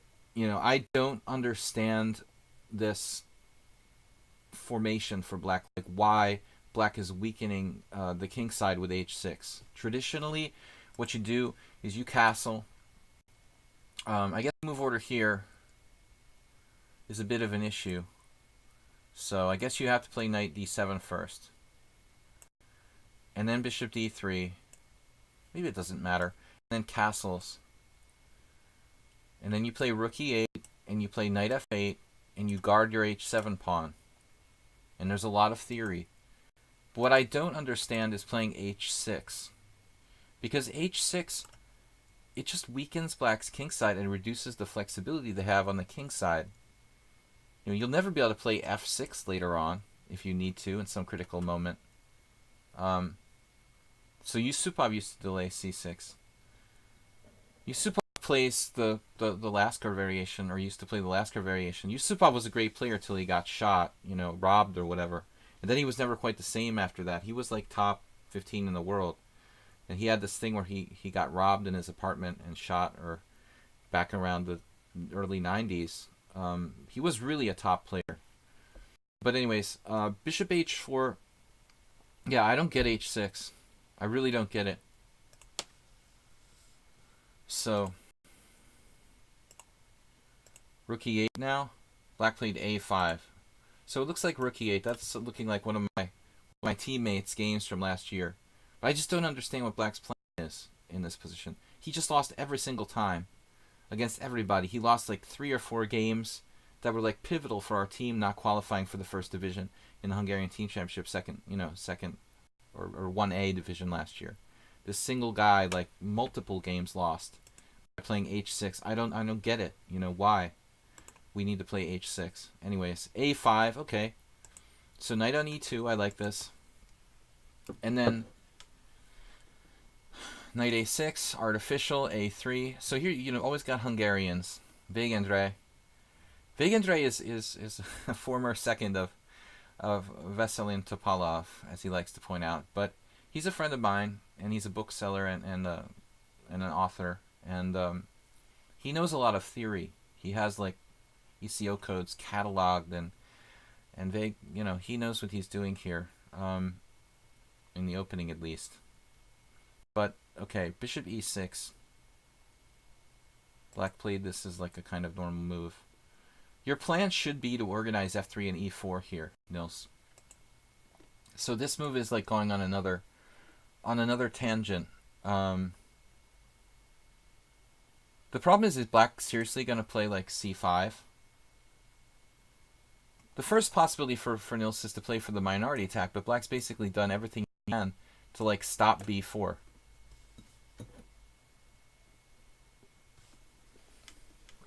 So, because b4 is looking kind of difficult to play, I mean, you could still consider it. I would consider playing rook b1 here, and then, you might have bishop takes f6, bishop takes f6, b4, simply. At the right moment, you can just do that. Because it's not a big deal to trade your bad bishop if you can get the strong minority attack in. If you do play b4 on the queen side and black answers with b5, you have to be very careful that he doesn't somehow magically maneuver a knight like into b6 and c4. Alright. We need to think about rook placement. But with this move, the problem with this move is a a couple things. I mean, I don't really see it connected to a plan, and structurally speaking, obviously, you know, he can't win a piece with g5. But the other thing is, like, do we even really want to take this bishop? Is kind of what I'm wondering. Ultimately, it's actually a bad piece for black. So I think knight f4 is strange. Probably you should just castle and plan the usual approach, which is like f3, rook a d1, securing d4,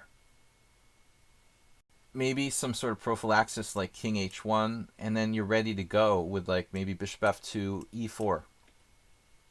The plan is everything, you know, getting ready for f3 and e4. However we can execute that's the central pawn, you know, predominance that we're really trying to use here. So usually rook a d1, securing d4. This also discourages, maybe will discourage black to play c5, but he might be able to play c5 at some point. Anyway, so knight f4, while it's not a bad move, I don't think it's really attached to a long-term plan. Now he goes c5, radically changing the position. His knight is bad. He's got a big hole on b5.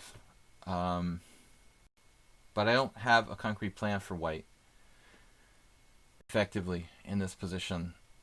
He just castles. Now what are we doing like on c4?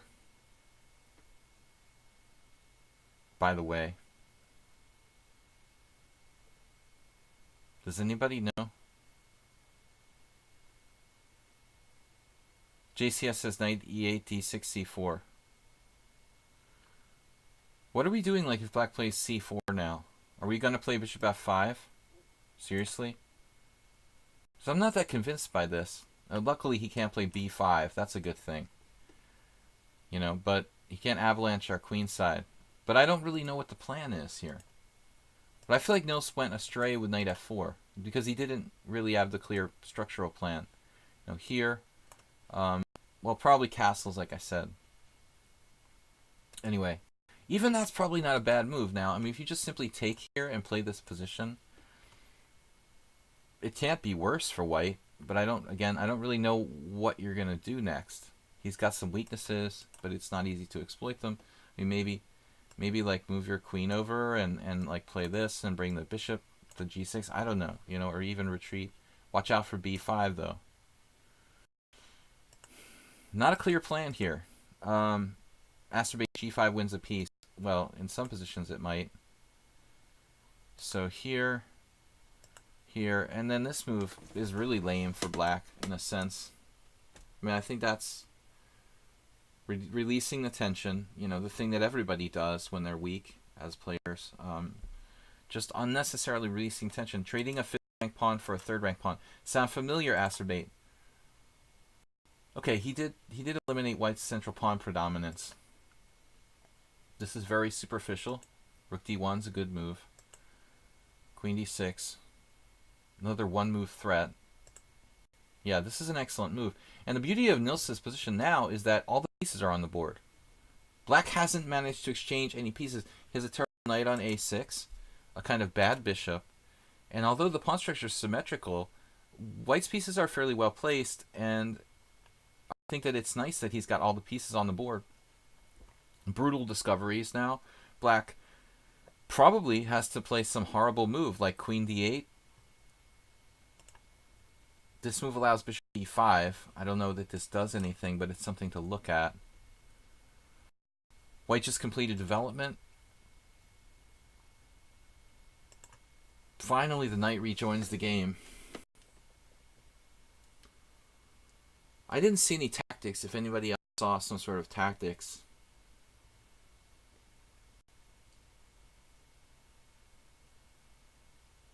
A day late and $1 short. I wonder if Nils said anything else here. Like, seriously, this move like bishop e5. Just a temporary move. It might cost us time later on, but it would force black to make some kind of awkward move. Does he have bishop e5?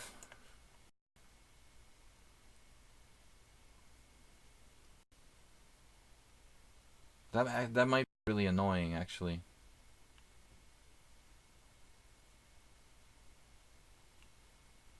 So I don't know. I mean, I can tell you for sure that white has a serious advantage here, but it does look surprisingly difficult to make progress. What do we do now? We're clearly better, and we can't seem to make progress. So he goes for knight a4 into nice squares there. Looks reasonable. And the only downside is that the e4 square. Well, we got a lot of protection of that, so we can get away with this. Knight a4 looks good, actually. Here, it's a nice support point. And then nice. We got a concrete concession by black. Perfect words, Asterbate. Forcing black to make a concession. Nils is right. You know, if you play bishop b5, it's going to come back to haunt you because he'll regain the time with knight c7. But it was a matter of looking for something concrete there tactically. If bishop b5 could force some sort of tactical line. Here you can recapture either way, but obviously I was talking to someone today about this. This is just good for white structurally, but the other thing is that when you have the bishop pair, and I say this again and again, but a lot of people don't watch every stream, so I can repeat it. Bishop pair likes imbalance in the pawn structure. Knights basically, probably prefer more locked. Maybe the imbalance doesn't matter for knights, but the point is that when you have a bishop pair, you don't like symmetrical structures where there's no breaks. You want passed pawns, imbalance in the pawn structure. I think this creates a situation where the white bishops are actually better. Position opens up more. Really well played by white. F3 we can afford to play. In fact, it's even a good move. A lot of people would dogmatically say that like F3 weakens their king or something. So bishop d7, threatening bishop b5, trading off white's bishop pair and his like really active bishop on d3. We're trying to trade it off. Maybe you can go bishop f5 if that's a positional threat. So white played now queen f2. Okay, I don't know what we're going to do next. But I know we have this jolly joker. I mean, I was thinking about bishop f2, bishop d4. It's a cool position. Big advantage for white, but not that easy to break through.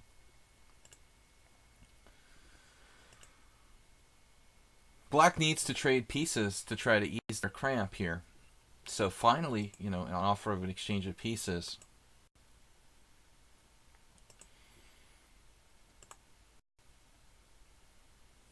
Why knight takes e6? Why not just make a move with the rook here? I guess knight e6 is not bad, though. You have to watch for tactics with this knight coming to e4, f4. You're also improving his pawn structure in some sense, Nils, but maybe you had like a tactical reason. Does knight g6 work when the bishop was on e6 was asked? I don't think it ever really worked. This sort of knight g6 idea. It's a fancy tactic. I mean, it kind of works, like you could go here and then take this. And then you take this and you take this. I mean, you'd have to calculate a lot. I mean, at the end of the day, opposite-colored bishops, who knows what's going on. Interesting suggestion, though. I mean, it's definitely something you would have to think about. So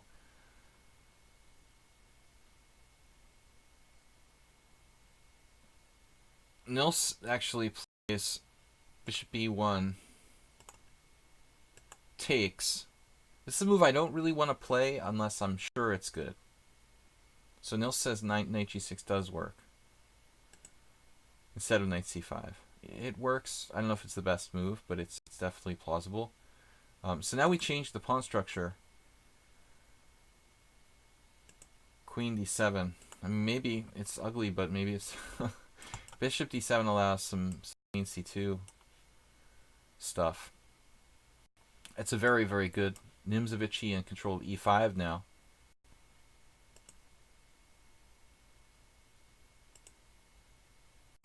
Oh, this is brutal. Smyslov on the It's like Smyslov on the white side of the French now. Looking very good for white. Two bishops just raking the king side, backward pawn, weakness on e5. So it all worked out. Oh, queen h4, I don't know. What's our best move? Lots of good moves, I guess. Queen h4. Bishop. Well, he just dropped a piece here. He just dropped a piece. Okay. So let's say he plays bishop b5. This is his analysis now. Bishop e5. Rook f8. Queen g3. I wasn't sure about queen h4, honestly. This is analysis. Queen here, rook here. And this is coordination. As you can see, all the pieces for white just greatly coordinated. You know, massive advantage for white strategically. So it was a good game. My concern would be, you know, the position when you played like knight f4. Trying to find the greater plan there. I mean, maybe knight f4 is good, but you could also try to play a game where your primary concept is really using the pawn structure. Okay, let's go on. So we're basically usually streaming till 7 o'clock. We have another hour. I've got 1, 2, 3, 4, 5, 6 games at least I'm supposed to go over, so that seems reasonable. Welcome to my stream, guys. International Master William Paschall. We're doing game analysis here. It's Thursday. Please support the stream and donate. You can always donate via PayPal or Streamlabs, and you can have the donation there on the floating banner on the stream. Also, just bits donations we accept, credit cards, loans via bank transfer. No, seriously. All right, let's go on. Also, check out my YouTube channel, Video Chess Training on YouTube. We've got Takeback, who beat me the other day. I hung a piece in the simul yesterday. Very angry about that Takeback. I'm not going to forgive you. 25 cent upon loss, and I still have points of improvement. Feels bad. Yeah, man. I mean, you always have to have points of improvement, though, Nils. Like, that's how I became a good player. I think I never really, I never really feel like proud of my wins, but I'm always, you know, really trying to improve. Systematically, always try to improve. Sometimes you have to sit back and say, yeah, I played a really great game, but I think there's always room for improvement. All right, but no, it was a good game, man. I mean, you took this guy out, you know, and you kind of outclassed him, finally. But I felt that the opening was going either way at one point. All right, so Takeback is up. Where are you?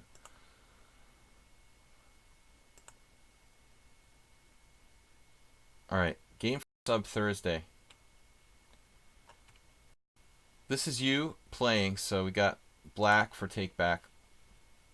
Thank you for not submitting the game where I hung a piece yesterday.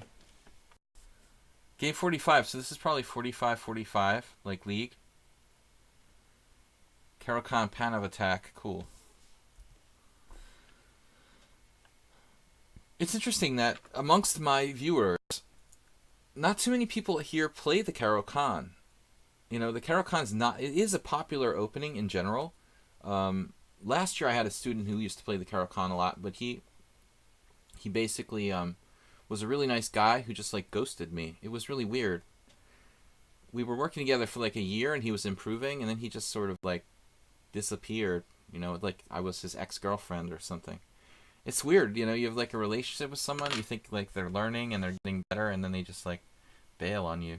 I haven't had too many people do that, but I have no Caro-Kann players in my amongst my students nowadays. Maybe one, but he's like a guy who's never played in a tournament. Okay, so Takeback playing the Caro-Kann. I thought it was the Caro-Kann. I lied. It was Scandinavian, but it became a Caro-Kann. Nils is like, I play the Caro-Kann when I feel rebellious. Most people consider the Caro-Kann like a kind of passive defensive opening. Like, rebellious. I play the Latvian when I feel rebellious. I play the Aliakin's defense when I feel... Aliukin when I feel rebellious. No, but... Okay, Takeback plays the Scandinavian. This is far more rebellious than the Caro-Kann, but it does transpose. After e takes d5, knight f6, which I don't recommend. You guys play anything longer than game 30 with knight f6 because I used to play it a lot and I don't trust it, and it's not very good for black. And actually, who was it? I'm losing my mind. Someone on sound here is a guy who also plays a knight f6 Scandinavian. I was joking with him because I played it against him, and I didn't know he played it himself. So someone on sound, we discussed this. I don't trust knight f6. It's fun, but it's not cool. c4, c6. So, there's nothing wrong with Scandinavian Icelandic gambit. I think the Icelandic gambit is actually pretty good for black. The downside of the Icelandic gambit is white plays d4, and you have nothing better than to play. You have nothing better than to play the exchange French with c4. But that's life. If white wants to play a draw, they'll find a way to play for a draw, basically. c6.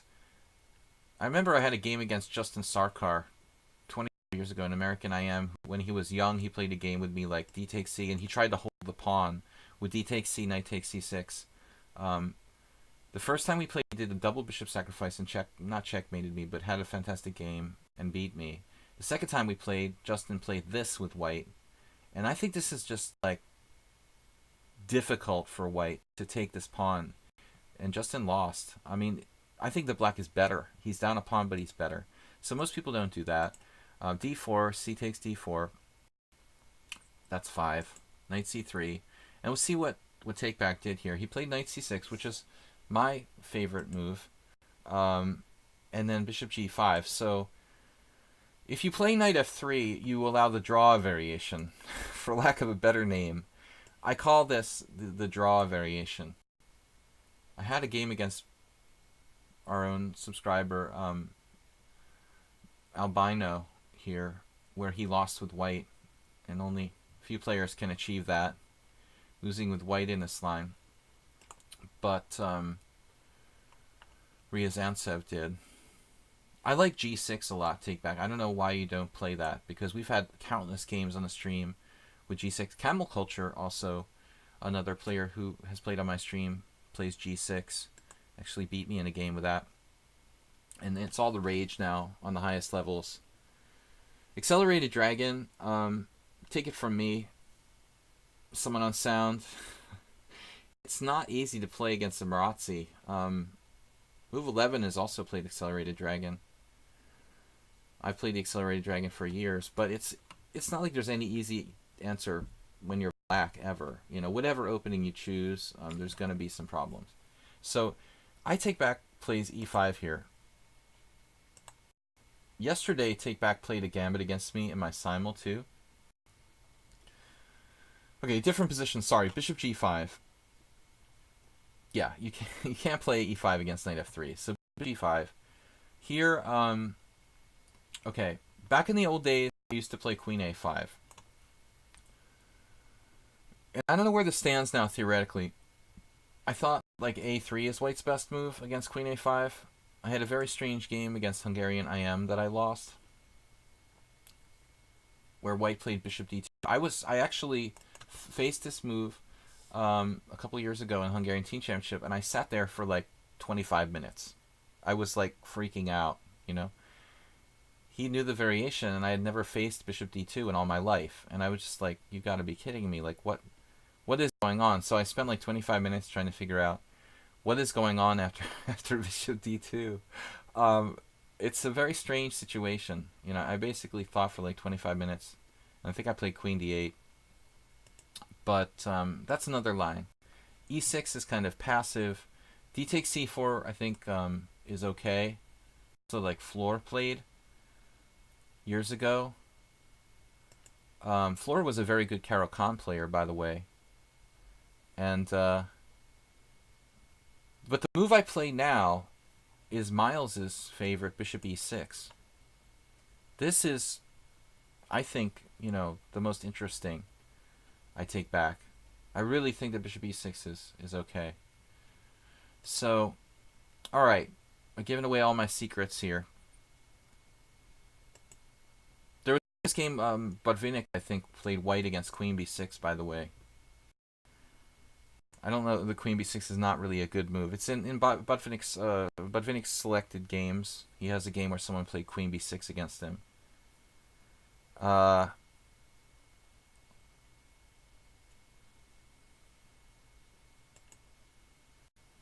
he plays this crazy move e5. Crazy because I never saw anyone play it before. I've played this position with both sides, so I have some experience with this. I've never literally faced, seen e5 on the board from either side. So that's a crazy novelty. I guess it basically just loses a pawn. Knight takes d5. This doesn't look like the refutation though. So it's some kind of crazy gambit. Basically, pawn takes pawn d4. He's going to play it like an Albin style thing, or Winnower. Interesting idea though, take back. But I mean, I wouldn't recommend playing this in a long time control. Let's see what the wonderful world of the engine says, because I believe in the truth. I'm not ashamed to turn on the engine. Yeah, d takes e5. D takes e5. I assumed your idea was to play d4, right? This position's never been reached. This is pretty cool. This I would think would be critical. You turn it into a weird, crazy, freaky Albin. But what about the queens getting traded or something like that? Like, what would happen after pawn takes pawn? Pawn takes pawn, bishop b4, triple exclam. I don't think we're gonna have to be like, oh my god, we're gonna sack a queen. Queen takes g5, pawn takes queen, new queen, king e7. We're gonna take here. Obviously compensation. No, I'm just kidding, guys. Seriously, no. After d4, e takes f6. See, the problem is, I'm afraid we have to trade queens here unless you can take on f6, which might not be a bad move. This might actually be interesting. Is this your idea? Is this really your idea? To play like take back on f6? Because his name is I Take Back, see? Who was the person with Leif Erikson jokes earlier? Bustin' Leif Erikson jokes. I take back on f6. This is interesting. This is probably not that clear. There's there's the move again that haunted me in that other game, bishop d2. Queen e2 check, bishop e6. There might be something here. Castle's queenside. This is amazing. So it's like here, here, here. I mean, we are just down a pawn for black with a kind of messed up structure. So objectively, I mean, it's not looking, I wouldn't mind playing it in 5 minutes, but objectively it doesn't look like really sound. All right. Interesting though that Take Back created some new theory. His opponent played though. I think this is not critical. Much less critical. Knight takes d5. This doesn't appeal to me really for white. I don't know. I mean, it looks like some kind of weird fine gold variation of the Chigorin or something. It went from bad for black to like playable after knight takes d5. Now we can just take on d4. I mean, knight takes d4. Is it that bad for black? It doesn't look that bad. Oh, e5 was a mouse slip, basically, which worked out at the end. Well, you created some new theory. Wow, and you sacked the queen here. Oh my god. I have to admit, I didn't consider the queen sack. I mean, I thought you're just simply happy to play knight takes d4 with a reasonable game. Let's see this.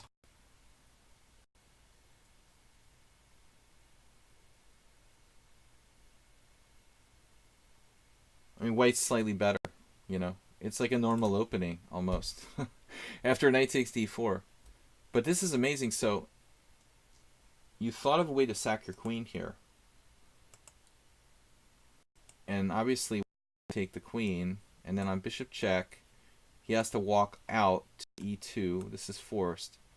And then you have an amazing position.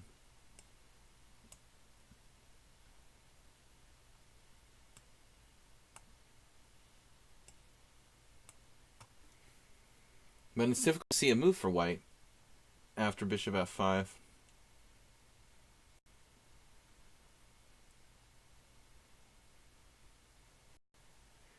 My son, my son's like 8 years old, and he doesn't really play chess, but he's tried a little bit, like on lichess.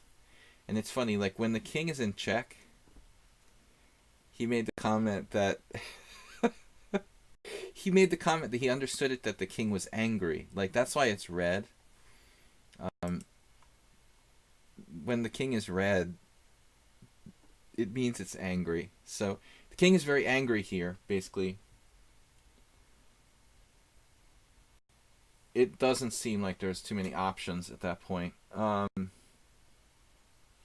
So seriously, bishop takes d8, bishop b4, check.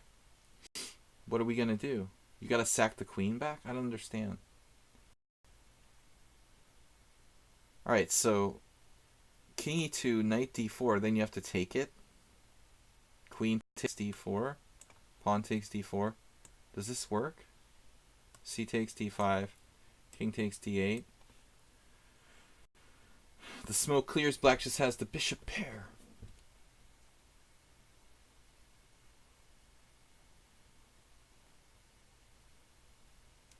So I don't know. Slight advantage to black, according to the engine. So I'm going to cheat and see what the engine says, because I really don't know. This is lost on me. Yeah, this is the best engine can come up with, is like takes, check, and queen d2, which is safer than the other variation. White can equalize with queen d2, bishop takes d2, king d2. Here black doesn't remain with the bishop pair, right? So we play king takes, and it gets kind of boring, actually. Pawn takes, knight takes, the position totally stabilizes. And neither side can castle. White has the inferior structure. I don't see any problem for black at all. I mean, it looks like I would prefer the side with the better structure. Cool game. Really cool game. So, in the game, the actual game was c takes d5, queen takes g5. And then we play bishop b5. He's lost. He's just lost. But that was a cool idea, take back. Bishop g4. Winning the queen. Fancy. And now what?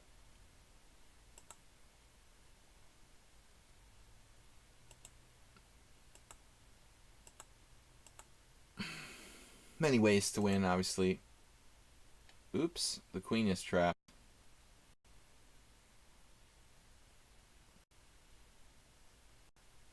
Oh, I thought it was trapped. Okay, you had h3. I was like, oh my god, the queen is trapped. Yeah. So that's just an easy win. We can afford to give back some material. And mate is coming soon to a theater near you. E2. E2 or not E2. Alright, cool game, man. We learned something there. That was cool. We've got 5 games left, guys, and I spent a lot of time in that game, so we got to hurry it up here. No f6. We've been hanging out with Feingold too long, man. Not good for your understanding of the f6 pawn. All right. So next game is move 11. No, sorry, Percy.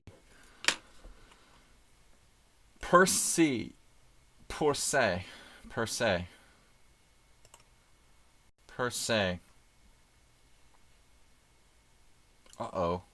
Persay's black because he's going to be playing c4 with the white pieces. Guys, thanks for supporting the stream. Dim, Move 11, Merle Dixon, Asterbait, everybody. That was a cool opening, man. You invented a new gambit. Let's flip it up. Queen's Gambit.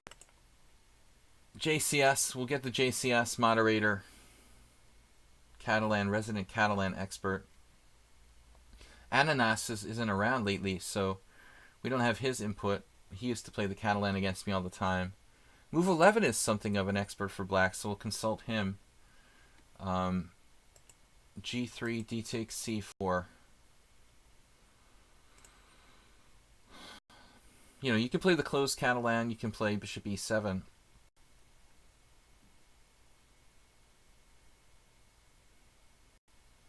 I don't know, does taking on c4 give white more options? It's really the main line. Bishop g2, and now bishop d7. Wow, okay, so... Dim, thank you for cracking 1,000. He donates 1,000 bits this week. He's fearful that Clash Kid's gonna get angry, like the king in the last game. Come in with red. Red badge. Flash his red badge for 10,000. If it happens, it happens, Dim. But thank you for supporting the stream. Be a bit leader for now. Bishop d7. Kolovich book. I don't know the Kolovich book. Kolovich is... I think I saw this Kolovich guy. Where is he from? Is he like... Is he from like Macedonia or something? I think I saw Kolovich like 20 years ago. He was playing GM tournaments when I was playing IM tournaments in Hungary. Literally 20 years ago. Okay, bishop d7. An unusual variation. What does move 11 say?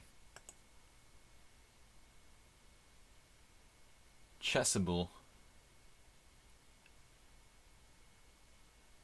I mean, there's so much out there information on openings nowadays. Chessable is kind of digestible for low-rated players. If you really want to get heavy into chess theory, you probably need to go to a professional, you know, periodical like New in Chess or something like that. I would trust analysis by say New in Chess better than they have yearbooks and opening lines, and Chessable is probably pretty good though.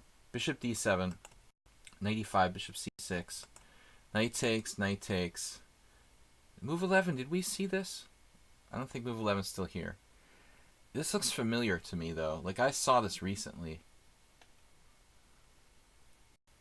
Does anybody else recall where we'd have seen this recently? Astroby fell asleep during your stream.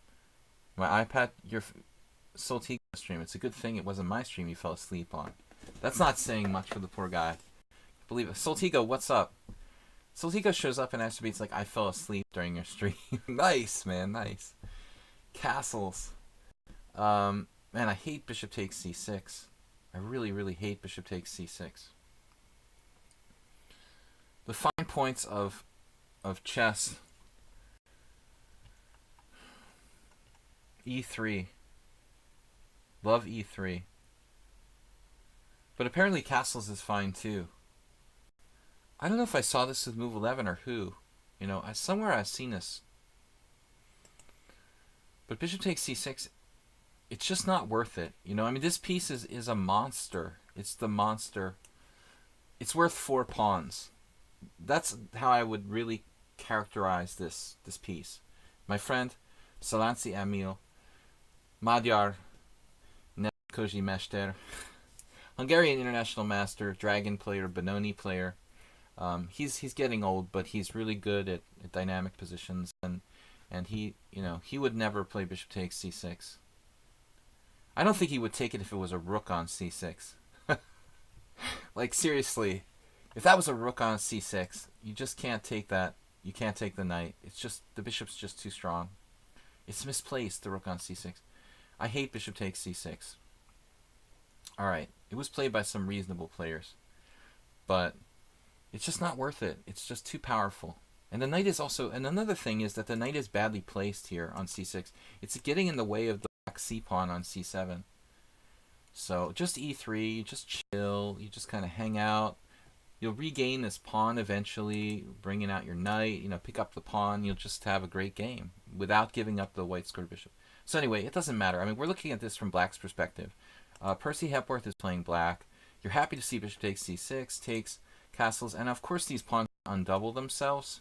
That's what he does. I mean, you do have to be mindful of stuff like queen a4 check, but basically white has no development. This looks to be like a variation where white is literally like playing for a draw. Habs YYC says Hoofy and Ketos, and then trades for the first knight they see. Well, someone who like values pawn structure too much, maybe a player who has too strong a feeling for static advantages and not enough for dynamics. People become obsessed with one feature of the position sometimes. So e3 looks like a bad move, obviously blocking the bishop at c1. So no one has ever played e3 before for a reason, because it blocked bishop on c1. Bishop e3, queen a4, c5. c5 has the downside that it develops black's pieces for them. This is a weird move. Now you can take and play c5 again, but I don't know if you want to take, because you're going to liberate this bishop on c1. This is about the point where you might see some pandas. We have the pandas in Budapest. He loves to play h5, our chess playing panda. But some of his friends are here. Hello, h5. But I'm not sure that h5 is really justified in this position, because there's stuff like queen a4 check, and you can't trade queens. I mean, h5 is probably not a bad move, but it seems a little bit slow here. JCS lends his advice. He says, this line is thought to be unreliable for black, but there have been recent developments to challenge this assessment. Bishop d7 still isn't trusted on the highest levels. Paschall. Alright, so e3 is bad, but what to do now? See, that's the problem. The real question here, what to do. Is there any way we can attack white? We don't really have that much development, you know? That's the question. What does the oracle say? h5.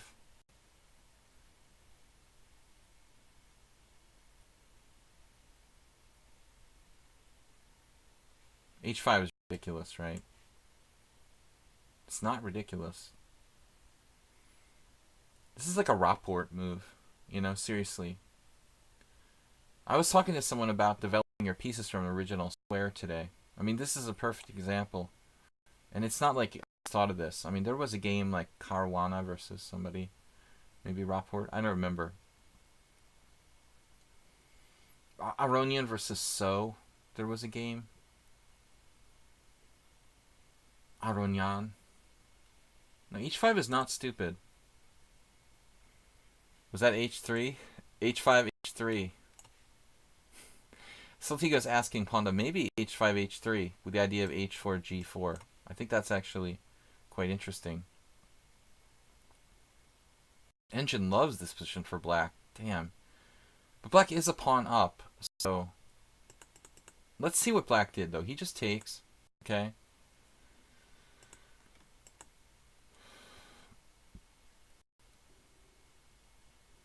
The problem is that you liberated the prisoner from the jail with c takes d4. I was talking to someone else about this today. Secrets of chess strategy. It's like poker when you don't think about what your opponent has. It's just you're only thinking about your cards, you know. You're basically thinking about what you can do to your opponent, but not what your opponent can do to you. I mean, when you play c takes d, you need to consider the ramifications that you're opening up this guy's bishop for him in this position. It's not just about undoubling your pawns. I mean, you need to think about what you're, you know, how you're aiding him in some way. So it's not bad for black, but I think objectively this wasn't the absolute best. Queen a4 check, queen d7, queen d7, king d7. This is interesting, you know. This endgame where you take with the king here, playing for active king. Maybe king c6. And black is slightly better with active king. I'm not sure that we're going to go active king. Depends on what white does. We can still hide back here on e8 if we have to, depending on the situation. So he takes on c5. You trade queens. Lose the d file, but you're still up a pawn.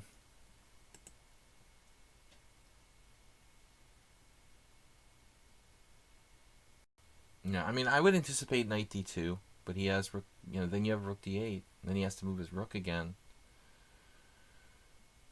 It's the best line according to the engine. Knight d2. I'm sorry, guys, for leaving on Stockfish. But I actually found this variation on my own. Knight d2, rook d8. I don't know, though, what white's supposed to do here. Knight a3. Okay, that's interesting. Cagey move. I like this. The problem with this, I just realized I don't like it anymore. I liked it at first. It looked like a brave decision for white, but it's going to be like the monster.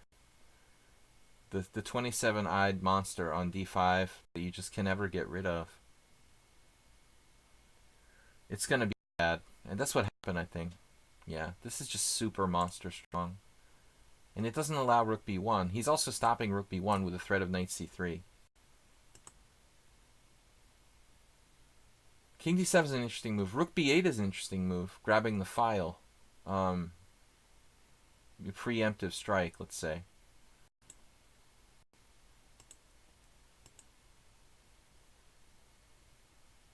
Loosening our white squares.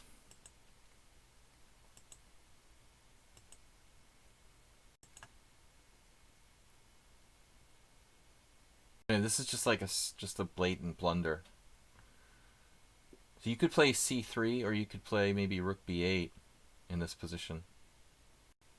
You can't play c3 because you just drop a pawn. I take it back. So you have to play rook b8. But you just drop the pawn back. Now it's like it's probably close to a draw. Do you want to trade rooks or not? Not really. Yeah, I don't think you want to trade rooks here. He's got nothing, you know. So maybe you should go fishing a little bit more with like rook b8. But this is safest. But you're not going to win now. Oh. I take it back. Super dodgy. He's 2289. Wow, this was... Wow, okay, so he's like playing for a win at all costs. He just has to trade rooks and draw, basically. Super dodgy is this move. And now g5. And now you're better again. You're just better with a strong knight on d5. I mean, still maybe it's a draw. But he literally put his rook on a terrible position. I mean, this is another blunder, allowing rook c4, it looks like, which is just lights out.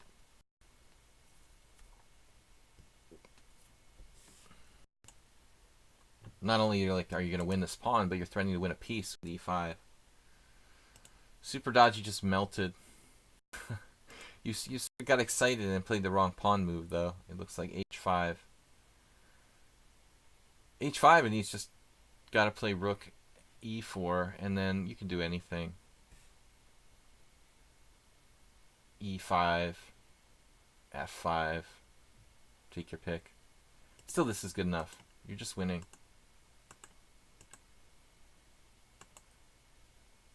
Yeah, I mean, you might want to consider playing knight e7 here. I think he's got an h-pawn. You should be able to creep back and stop it, I would think. We play king 8. Yeah, knight e7. I mean, your move is probably winning as well, but I would think this is also possible. Now you lost another pawn.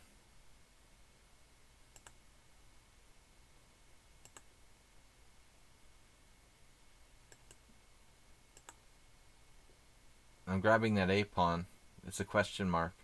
So you had rook d1, rook d2. This is difficult if it's a limited amount of time. You were in time pressure. Rook takes a4 is like the safest move. It's still good enough to win, though. The shield should still be winning. Now you just have to calculate how fast that pawn is. h5, knight takes f2. h6, we can get back or not.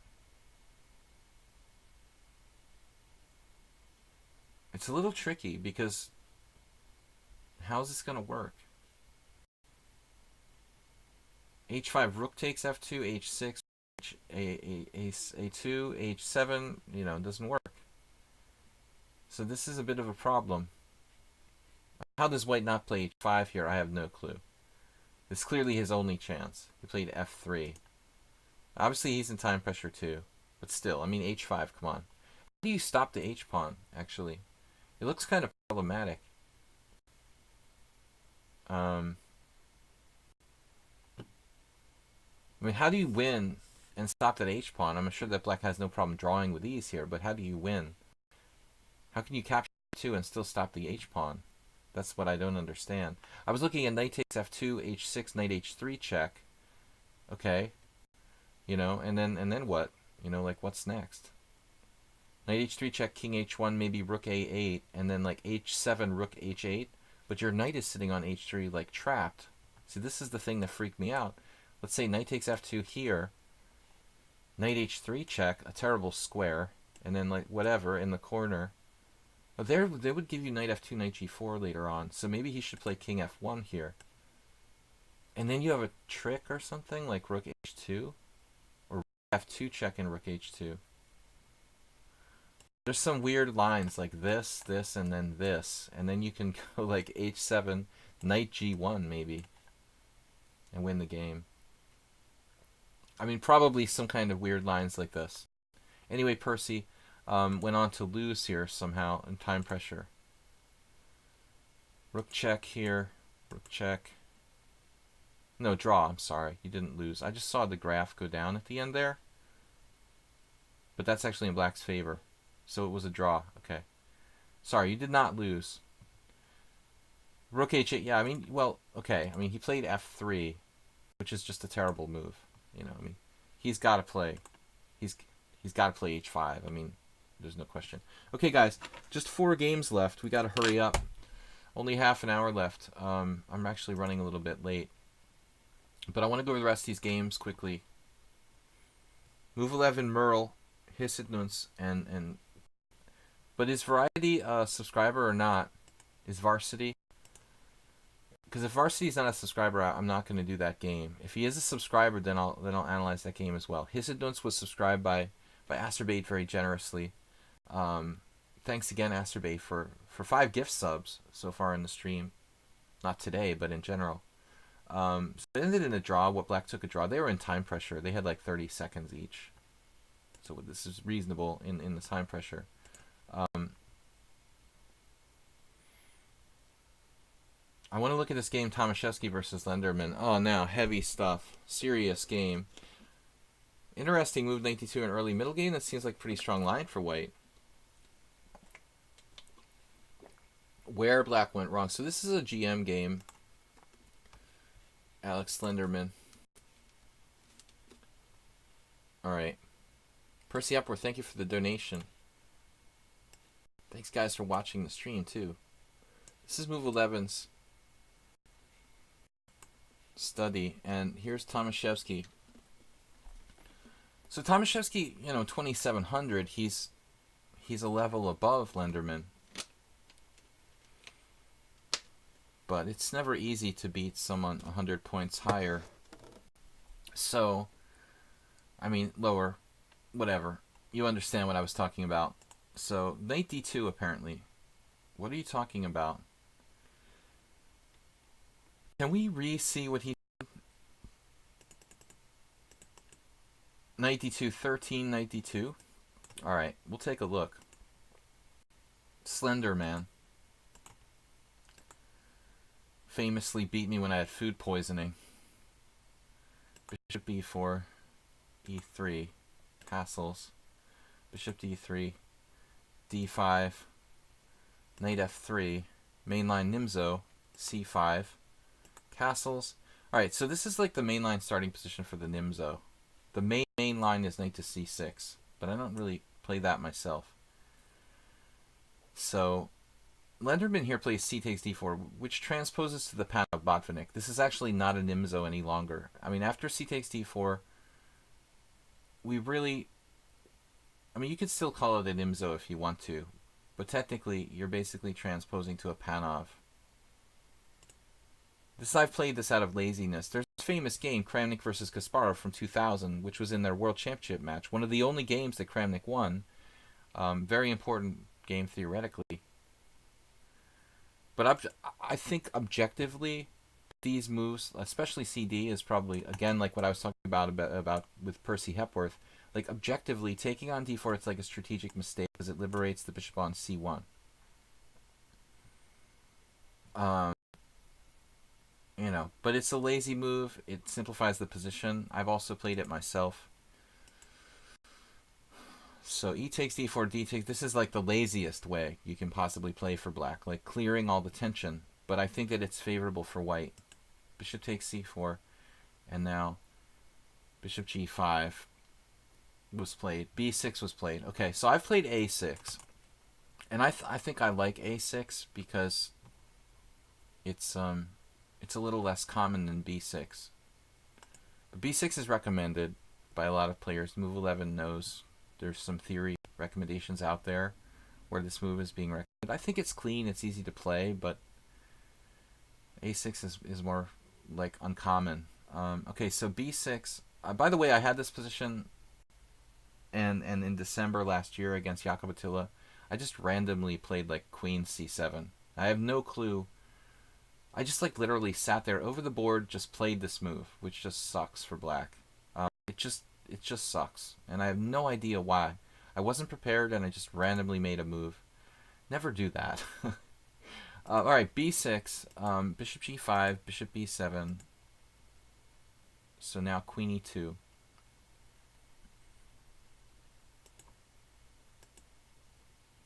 Karpov,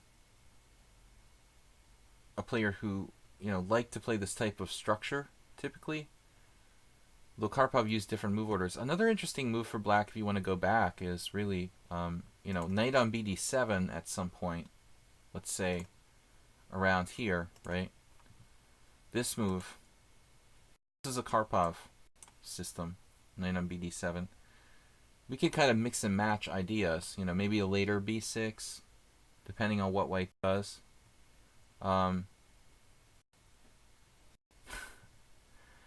Developed an accent that he never had as a teenager. Well, I can do that in Hungary. It's easy to do that in like foreign countries because you start like trying to change the way you talk to make it easier for people to understand. But it would be strange to develop an accent while you're living in your own home country. Bishop b7, queen e2, bishop takes c3, bc, knight on bd7, and now knight d2. Yeah. Obviously,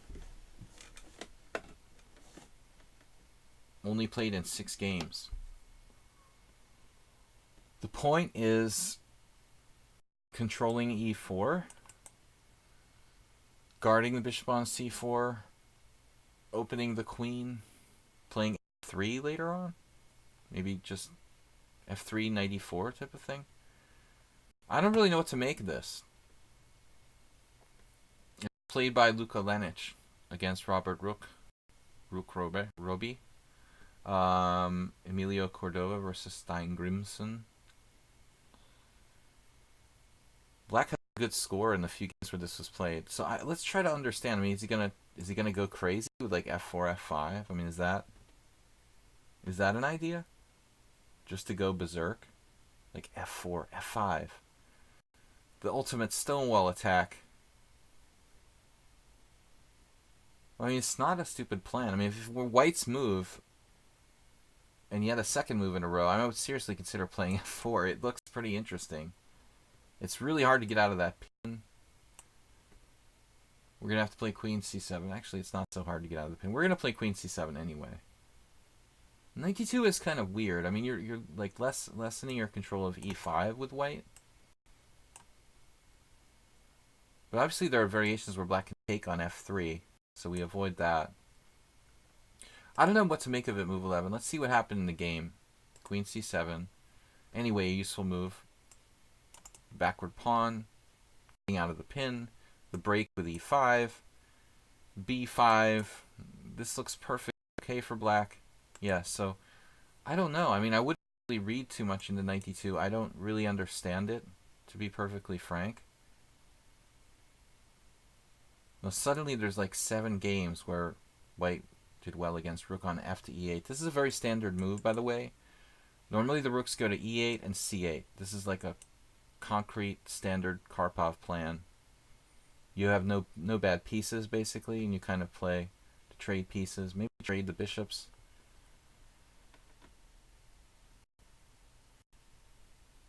It's obviously possible, but double-edged to play like e5. I think that it's not possible, though. Bishop takes this is just too strong. Never mind.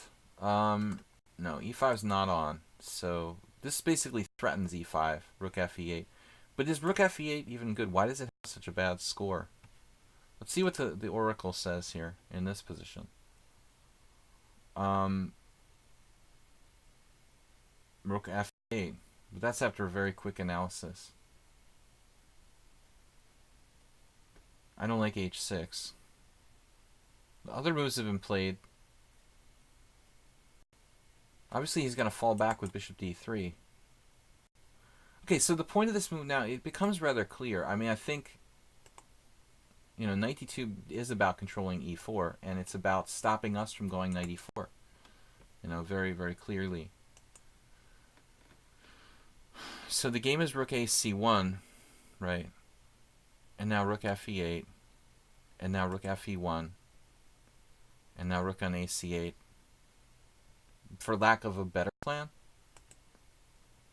And then just f3. So, it's like, there you are. Maybe we can play knight e4 later on. Maybe we can just pull our bishop back and start to attack on the king side. F3 has its limitations, though. You know, it does block the queen. It does weaken the white king side. B6 is the Karpov variation, knight on bd7, and the Parma variation. JCS. All these names are like arbitrary, though. Every author has like their own names for like Nimzo variations. So f3. Yeah. Let's just see what happened in the game. Okay, this looks reasonable. He's just like attacking c3. Bishop h4. What's wrong with b5? Can we do that? Just go crazy? Bishop takes b5, knight takes c3, and then this pin is problematic, I think. I want to try to solve my problems tactically. I'm just going to take here. I'm not sure about that. It doesn't work, right? Yeah, it doesn't work. Darn it. Alright. Now black played knight f4. It's a little bit Michael Adamsy. Adams is a good Nimzo player too. But migrate the knights to the king side, maybe.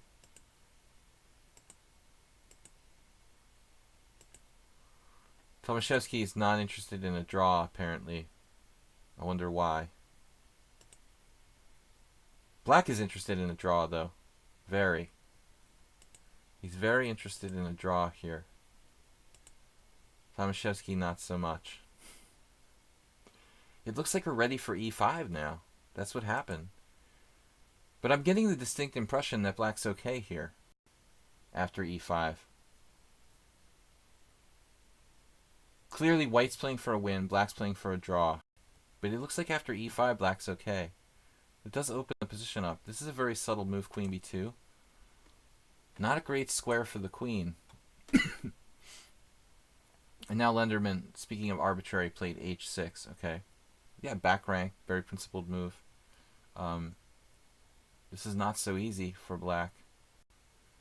If it had been like Tomaszewski versus like Karpov, it might have been a different result. But Lenderman's a good player, but this is not an easy position against a strong player. What's the oracle say now? Black is okay. Yeah, it's all fine and good, you know. The computer is saying like queen d6, knight f8, and white is 0.2 better. Not easy to play. Not easy to play. All right. h6, not a great move. Probably reduces the flexibility in the pawn structure. But Alex probably calculated this. He's very good tactically. So he's still fine. Basically, he's still fine.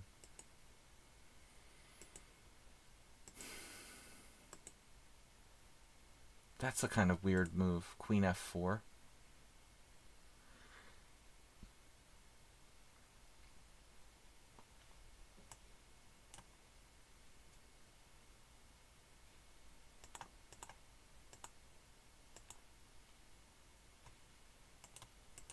I gotta move it faster here. Oh, and man, that doesn't look good. That's a fatality, I think, for black here. It's a fatality. This is coming. Ouch. And like 97. And this is how he won. Zoning in on the weak squares. That diagonal of death. Man, he totally outclassed him. But it was a difficult position. Still, Leonard's hanging on here. But basically, Tomaszewski's like torturing him. Man, look at this. What was this? B5. Nice. Now on the dark squares. Dark squares versus white squares. He sacks a piece. And white has queen g3. Whoops. g6. No king safety. Okay. Well, anyway, it was a kind of massacre at the end, but basically, I think the opening is pretty standard. Move 11. You want my honest, objective opinion? The truth is that probably black should play, you know, if you really, really want to play the best possible moves, probably exchanging the pawns isn't really the best line for black in a Nimzo. I think it's just a lazy way to play. Alright, so 3 games left. Merle Dixon, Hisset Nunes, maybe 2. Variety, is Variety a subscriber? Did anybody confirm that? Because I don't know. Variety is not a subscriber, right? He's just a guy who submitted a game. I'm not sure, though. If you're there, Variety, did you answer already? I'm just calling him Variety.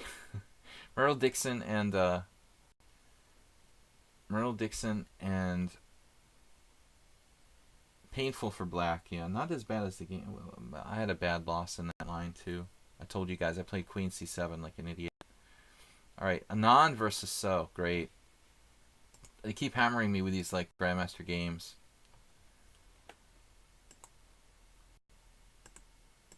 I mean, I think that he just was outclassed a little bit in that very subtle positional situation by a 2700 player, you know. Lederman is good, but he's not 2700.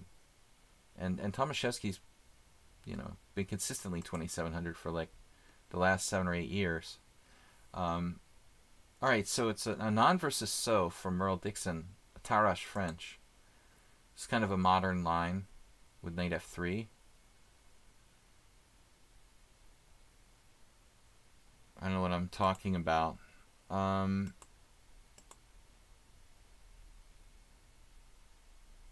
Not so modern. I mean, this is normal. Okay, queen takes d5. Honestly, I really in my heart believe that this is the better move for black, but a lot of people are paranoid about playing IQP positions. Someone up down, take care. Okay, I'll see you tomorrow, I hope, as well. So, you know, just people don't like playing with isolated pawn. It's a bias. It really is. I think that ED is black's best in the Tarash.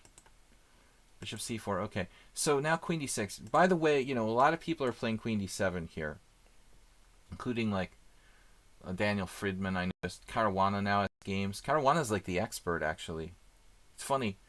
He's playing the Petrov now, but he was doing fine. Look at this. You know, there's a couple Caruana games. 1, 2.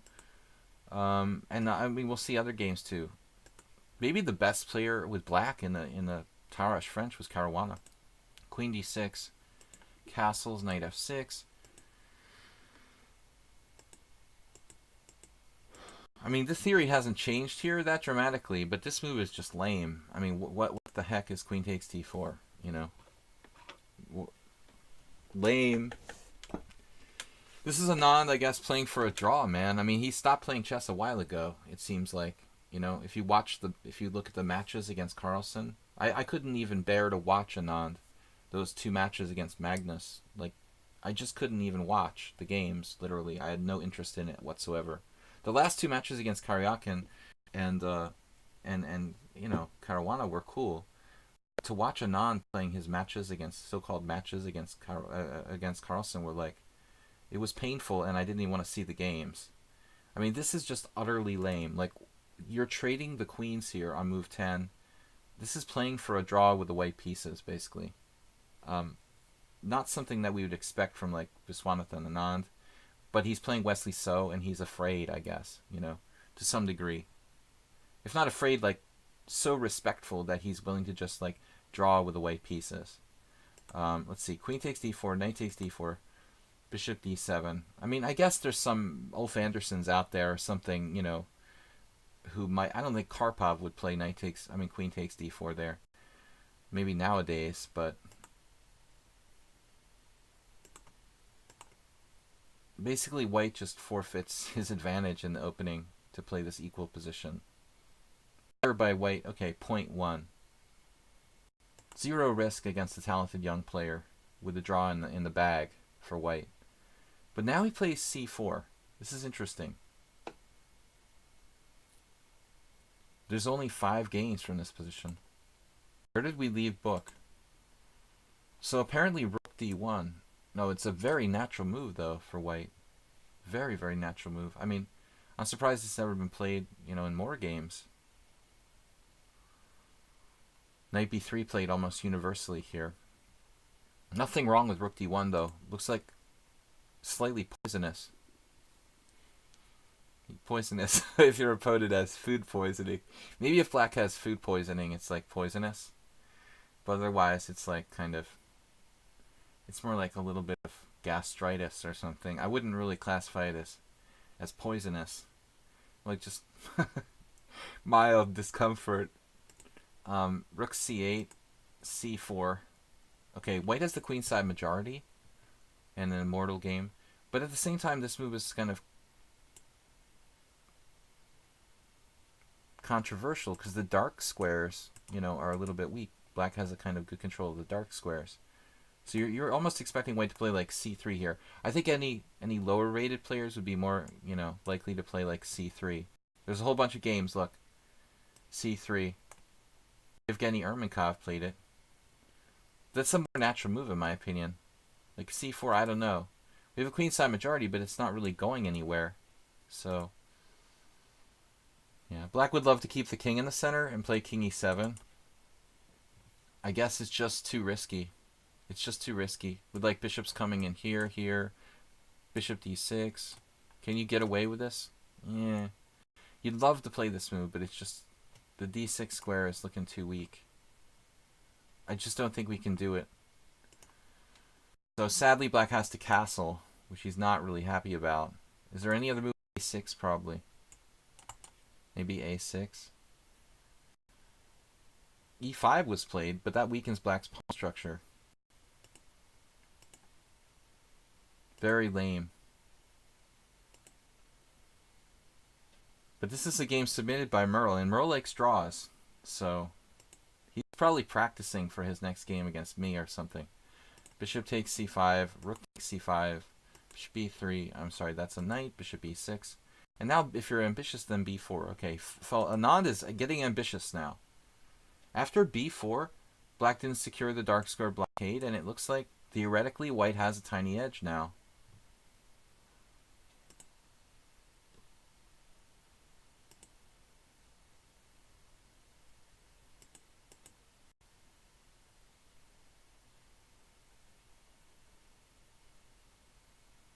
So something went wrong here for So. I mean, it wasn't really supposed to happen. You know, he should basically have some sort of position where he's like basically got a5 in, you know, or something to slow down the White play. It's looking like he did something seriously wrong here.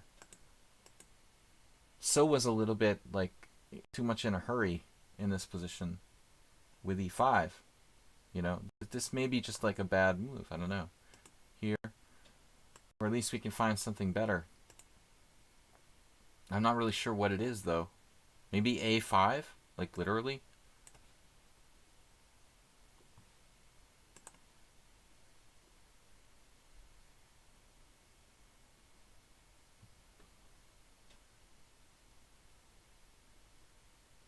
It's not going to cure everything, but it seems like a decent try.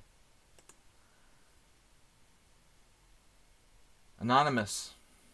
The computer says bishop takes. That's interesting. I didn't really understand how that makes it better. But e5 looks risky. You have another submission here or something? No, it's about a team. Alright, guys, no more games. I think we have one more game after this. Because I didn't hear from Varsity. Is Varsity a subscriber? Because if he's not, I'm going to make the last game Hissidnuns. Any confirmation about whether that guy was a subscriber or not?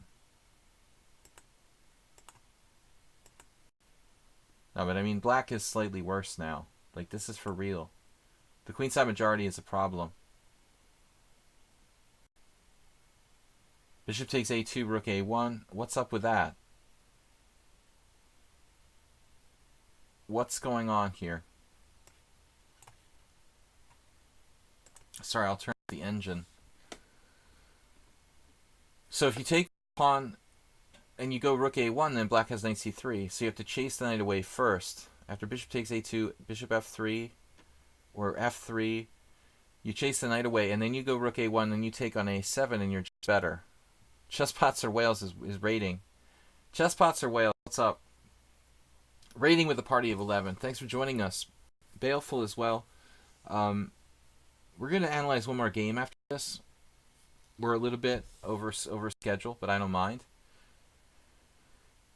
Norwegian chess giant. Here comes the raid. Rufus and Doofus.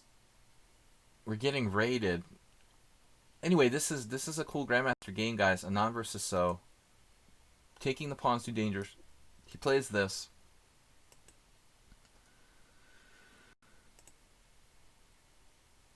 What just happened here?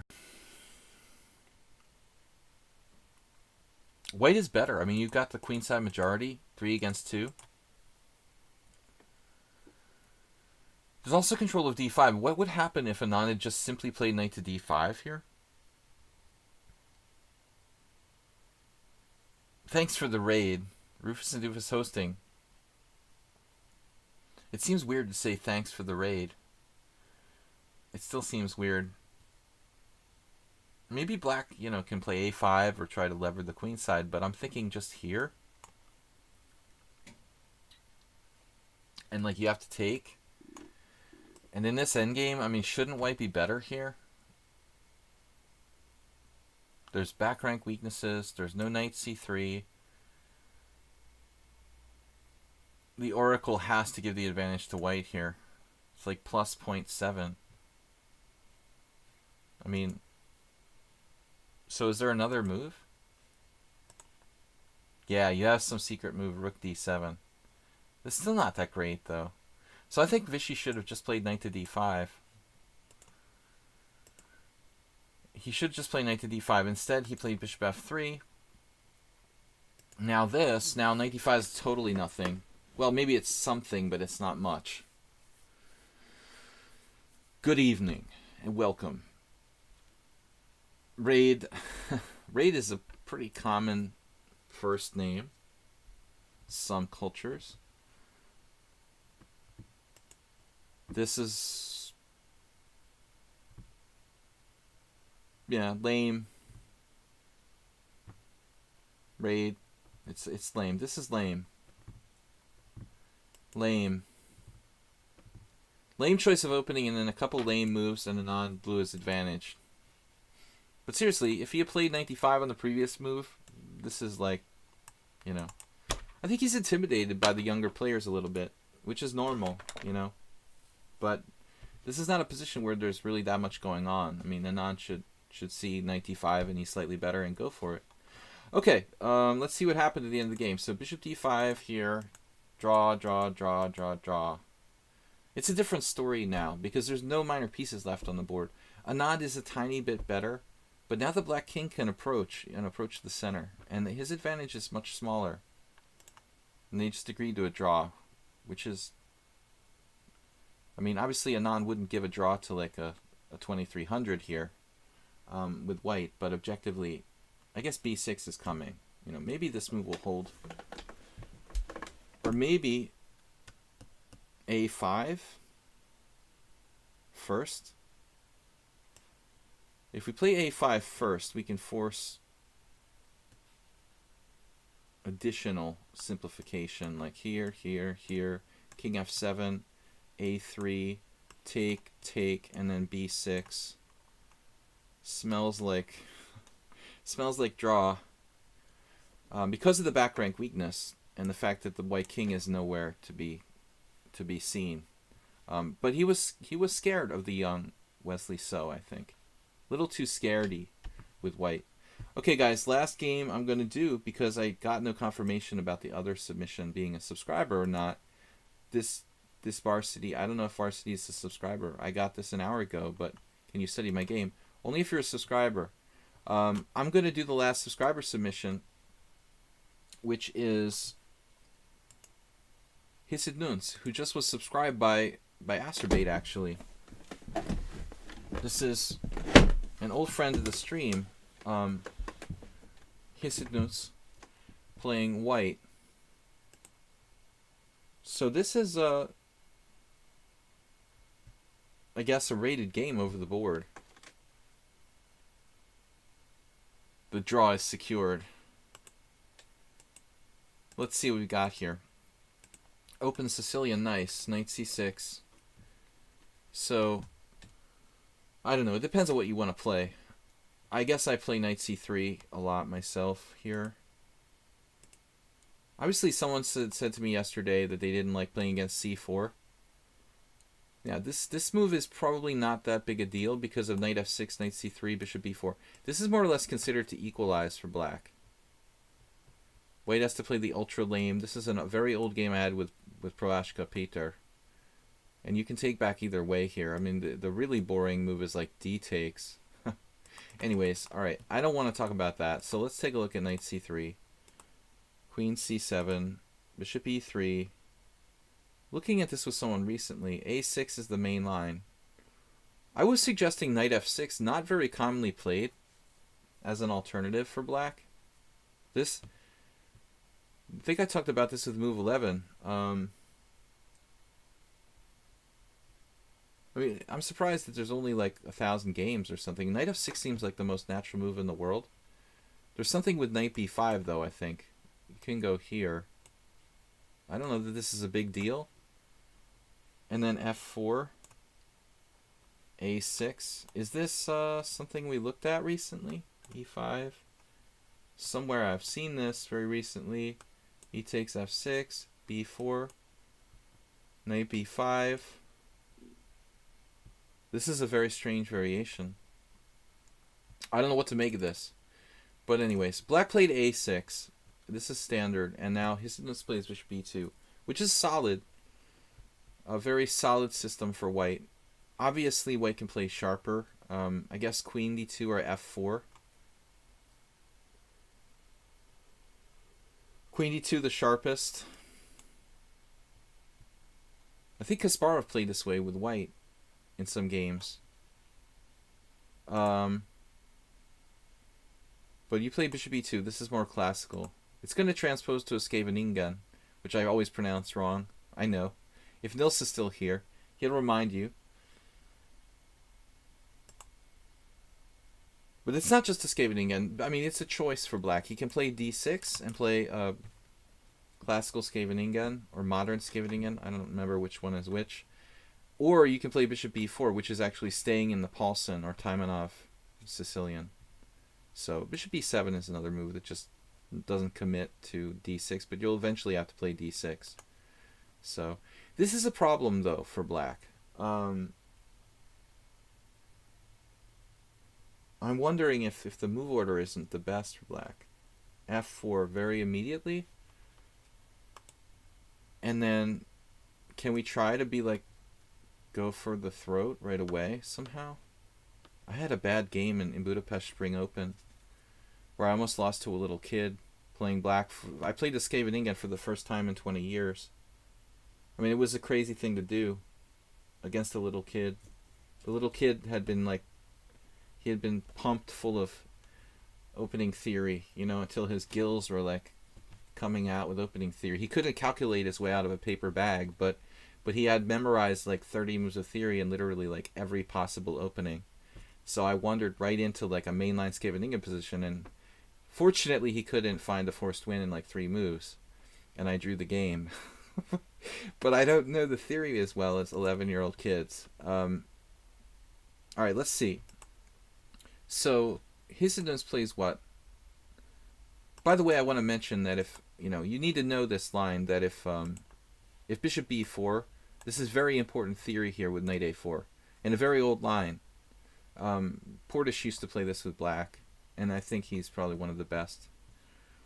Anyway, so f4, I didn't know that line anyway, so I couldn't play it.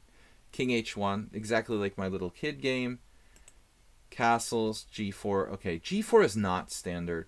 And I'm not sure it even makes sense with king h1. Because ultimately, your king might even be better on g1 when you play g4, because this long diagonal could have an effect. I don't know. But the little kid, played the main line, which is the most dangerous, queen e1. I mean, this is the biggest issue facing black. I think queen e1 and king h1. This is absolutely the best line and the most dangerous for black. So g4 is pretty weird in my opinion. My teammate, no, this is a different guy. Actually, not my teammate. I have Hoin Min, but this is not Hoin Min. This is another Vietnamese player. All right. So almost no games here. Interestingly, like Grivas has a game with black against Terminados, but that's, Grivas variation playing queen b6 on move 4 in many cases. Very likely a transposition with Grivas playing the early queen b6 Sicilian. So g4 is pretty crazy, but interesting. Let's see what happens here. Knight takes d4, bishop takes d4, e5. Now what do you do? There's no queen e1, queen g3. So you don't really want to take, because that allows like bishop to come to c5 maybe. Trading the bad bishop. I would think that would be favorable to black. So Hisindons plays bishop e3 here.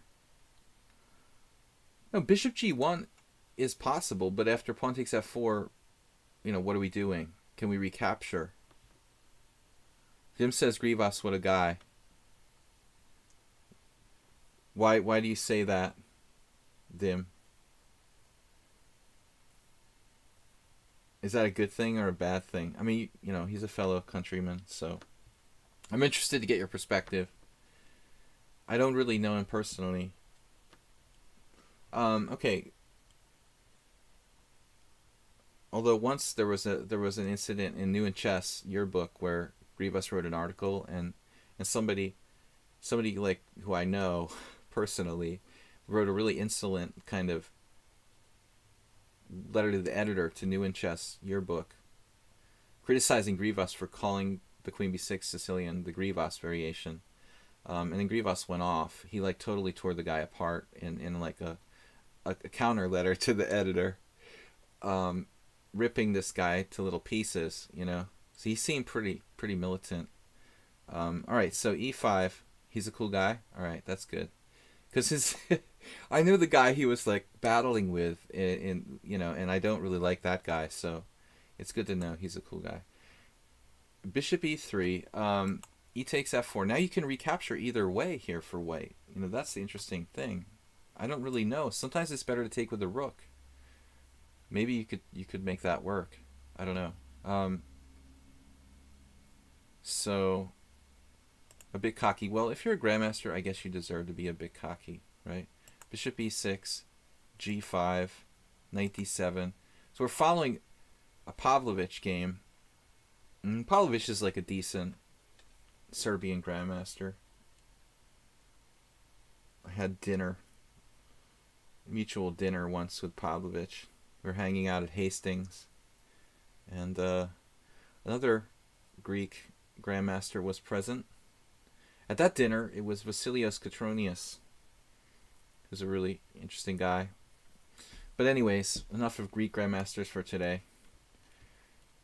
So we've got knight d7, bishop d3. We are following all the theory here, amazingly.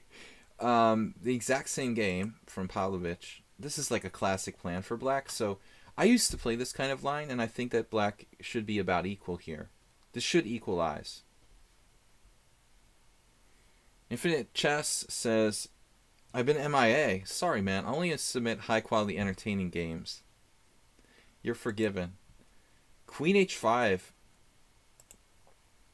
I think that at this point, white doesn't have an advantage anymore.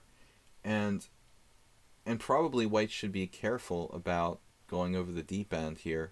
Queen h5 is, it's very hope chessy and kind of cheap looking. You know, I mean, I don't mean to hurt, his feelings, but it looks a little bit too optimistic. He's trying for some sort of knight d5 trap or something. But objectively, I think black is equalized, and we need to be more careful here. Pavlovich played knight d5, and that's not a move I'm super thrilled about either, although it's probably okay. If you did this, bishop takes d5, ed, this is like a standard sort of position.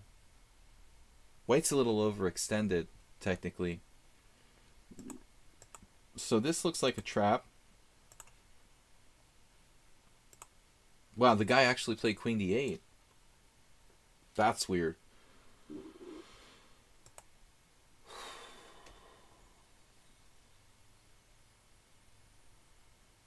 Stockfish is having a hard time deciding between playing queen d8. I would snap that piece off. I would just, alright, screw it. Maybe I'm a tiny bit worse, but I'm not going to do that. What would Kasparov do? Queen d8. Queen d8, queen d2. Interesting, though. Queen d8 is not bad. He went on to beat... Oh, Pavlovich was black. Okay. I don't know. For some reason, I started thinking Pavlovich was white. So anyway. Queen h5. Yeah, this is a weird move. His notes. I don't think that you got this sort of cheapo, like knight d5, hoping he takes and there's a threat. But you're not... There's no way to lift a rook here. This looks unrealistic. Queen h5. I'm going to turn the engine off. But queen h5 is bad. Hissidon said himself a bit crude. Yeah, I don't like it. So g6, queen h6. Now your queen is really misplaced. And I don't think white has realistic attacking chances. Seriously here. Merle Deason, 100 for all the help I get in this wonderful stream. Merle, thank you. So move 11 and Merle moved up to 500. They're in second and third place for Blitz donations. That's a new idea. We're going to call them Blitz donations. Yeah, f6, wow. Not a move I would have really considered at first glance for black, because it looks weakening. But it's certainly active. Yeah, this is a move that very likely white also maybe underestimated. f6. So nice job there. I mean, I think that Hissidon understood how he got in trouble misplacing his queen in this game. Now bishop takes e5. It's a strong knight. At this point, it looks like we're bailing out in some kind of opposite color bishop position. We're trying to bail out opposite color bishops and just like hold because we're overextended and our queen is misplaced. Yeah, exactly. And you're threatening this with at least a draw. I wonder if black is a higher rated player or a lower rated player. Black gives up the file and then plays rook f8. Now, for a minute I'm looking at bishop takes g6 here. Rook takes f1, king g2. Can that work? So that he gives that line. Bishop takes g6, rook f1, king g2, and bishop f8. I missed this. Yikes. So that would be bad. Like you lose the game in one move if you try any tactic. He plays rook takes f8, bishop takes f8, and now queen h3. Obviously queen h4 is also a possibility, looking laterally. But this is very natural. And probably just a draw now. The white has to be a little bit careful. You know what they say, Hissidon, I don't know if he's still in the stream, but all endgames are bad for white in the Sicilian. Because if you survive to the endgame, you're just overextended. I mean, that's the classic strategy for black in the Scheveningen or any kind of mainline Sicilians. So black is slightly better, yeah. I mean, can you play queen e6 here? I would consider it. But it's obviously very risky because it's like take, and the... This is probably a draw too, objectively. just no reason to risk that necessarily. This is like preparing it practically. Bishop e4, a good move. And now you can play queen e6, yeah. So this is just a draw. Clear. 100% draw. It doesn't really matter that black, you know, is up a pawn or whatever. It just doesn't matter.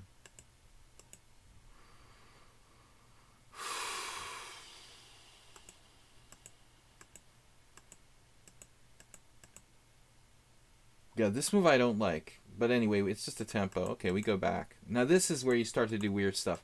You got this blockade, you know, and now you're... Okay, you pull your king back, but that's fine. Then you just move your king back to f3. The one thing that black can do is sack a pawn, though. Pawn, though. I mean, can black play for a win by sacking a pawn with g4 check and then create h4? But white will have a pass pawn there, too. I'm a little bit nervous about that, you know, sacking a pawn with g4 check. It happened anyway, even though it wasn't check. And that's a little scary, because now black has these separated passed pawns, which could possibly just be winning. So, man. Oh, this is... Can we go back a little bit and see if there's a clear way for white to just hold this? A clearer way? We are down a pawn. I mean, so it shouldn't be necessarily easy to draw.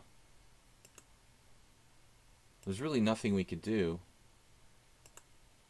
I mean, I don't like king g4, but it does stop king g5. What if we were to play the controversial h4? That's not going to help us.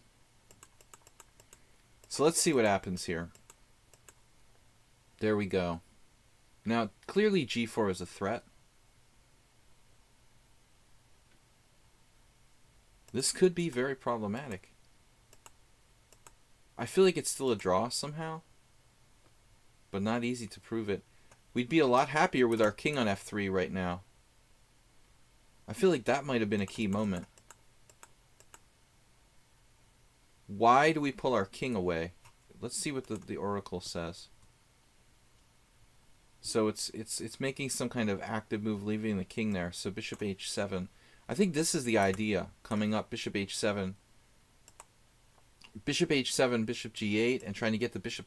Kind of a pivotal idea to get the bishop to this diagonal while keeping the king on f3.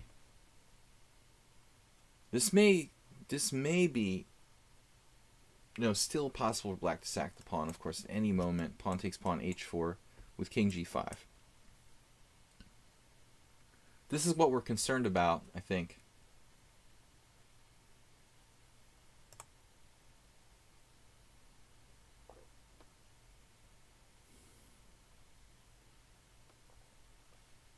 If you do what the computer says like this, I guess bishop here and bishop here. And now my engine is freezing the stream probably. Just take this kind of position for example. You know, bishop c5, king g5. Eventually something's going to give here. It looks very difficult, you know, very difficult. Okay, that's a blunder because you win a pawn. Black has to be careful. After bishop f5, we've got to play like b6 to avoid bishop c8. And then what's happening? Black plays like what? King g5 next? Or white plays something, bishop c8, a5, forcing this. Clarification on the queen side. And then what do? We play like, what do? Bishop f5. Is this definitely a draw? Look at this move, g5 check. Let's just see this position right here. Really interesting position. The best move according to the engine is g5 check. Sacking a pawn. You know, we're only down, what, one pawn after g5 check? He sacked the pawn, we sack it back. And then king takes g5. And here, this seems to be the point. The impenetrable fortress. By maintaining the king on f3, and getting the bishop to the diagonal where it stops the pawn there. This is, I guess, the defensive plan. And now black can't make progress. That was really very hard to plan out. You know, it took me a while to figure this out with the help of the computer.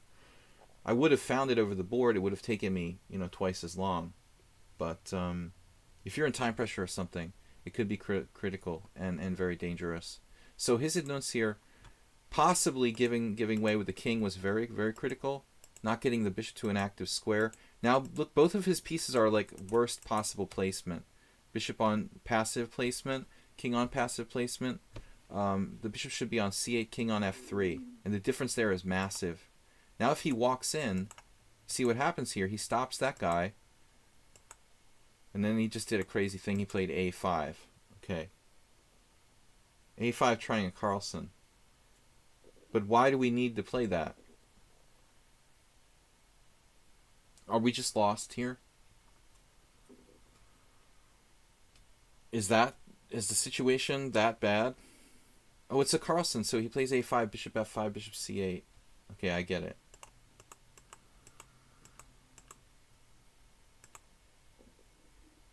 But now there's a second pawn, so e4 check.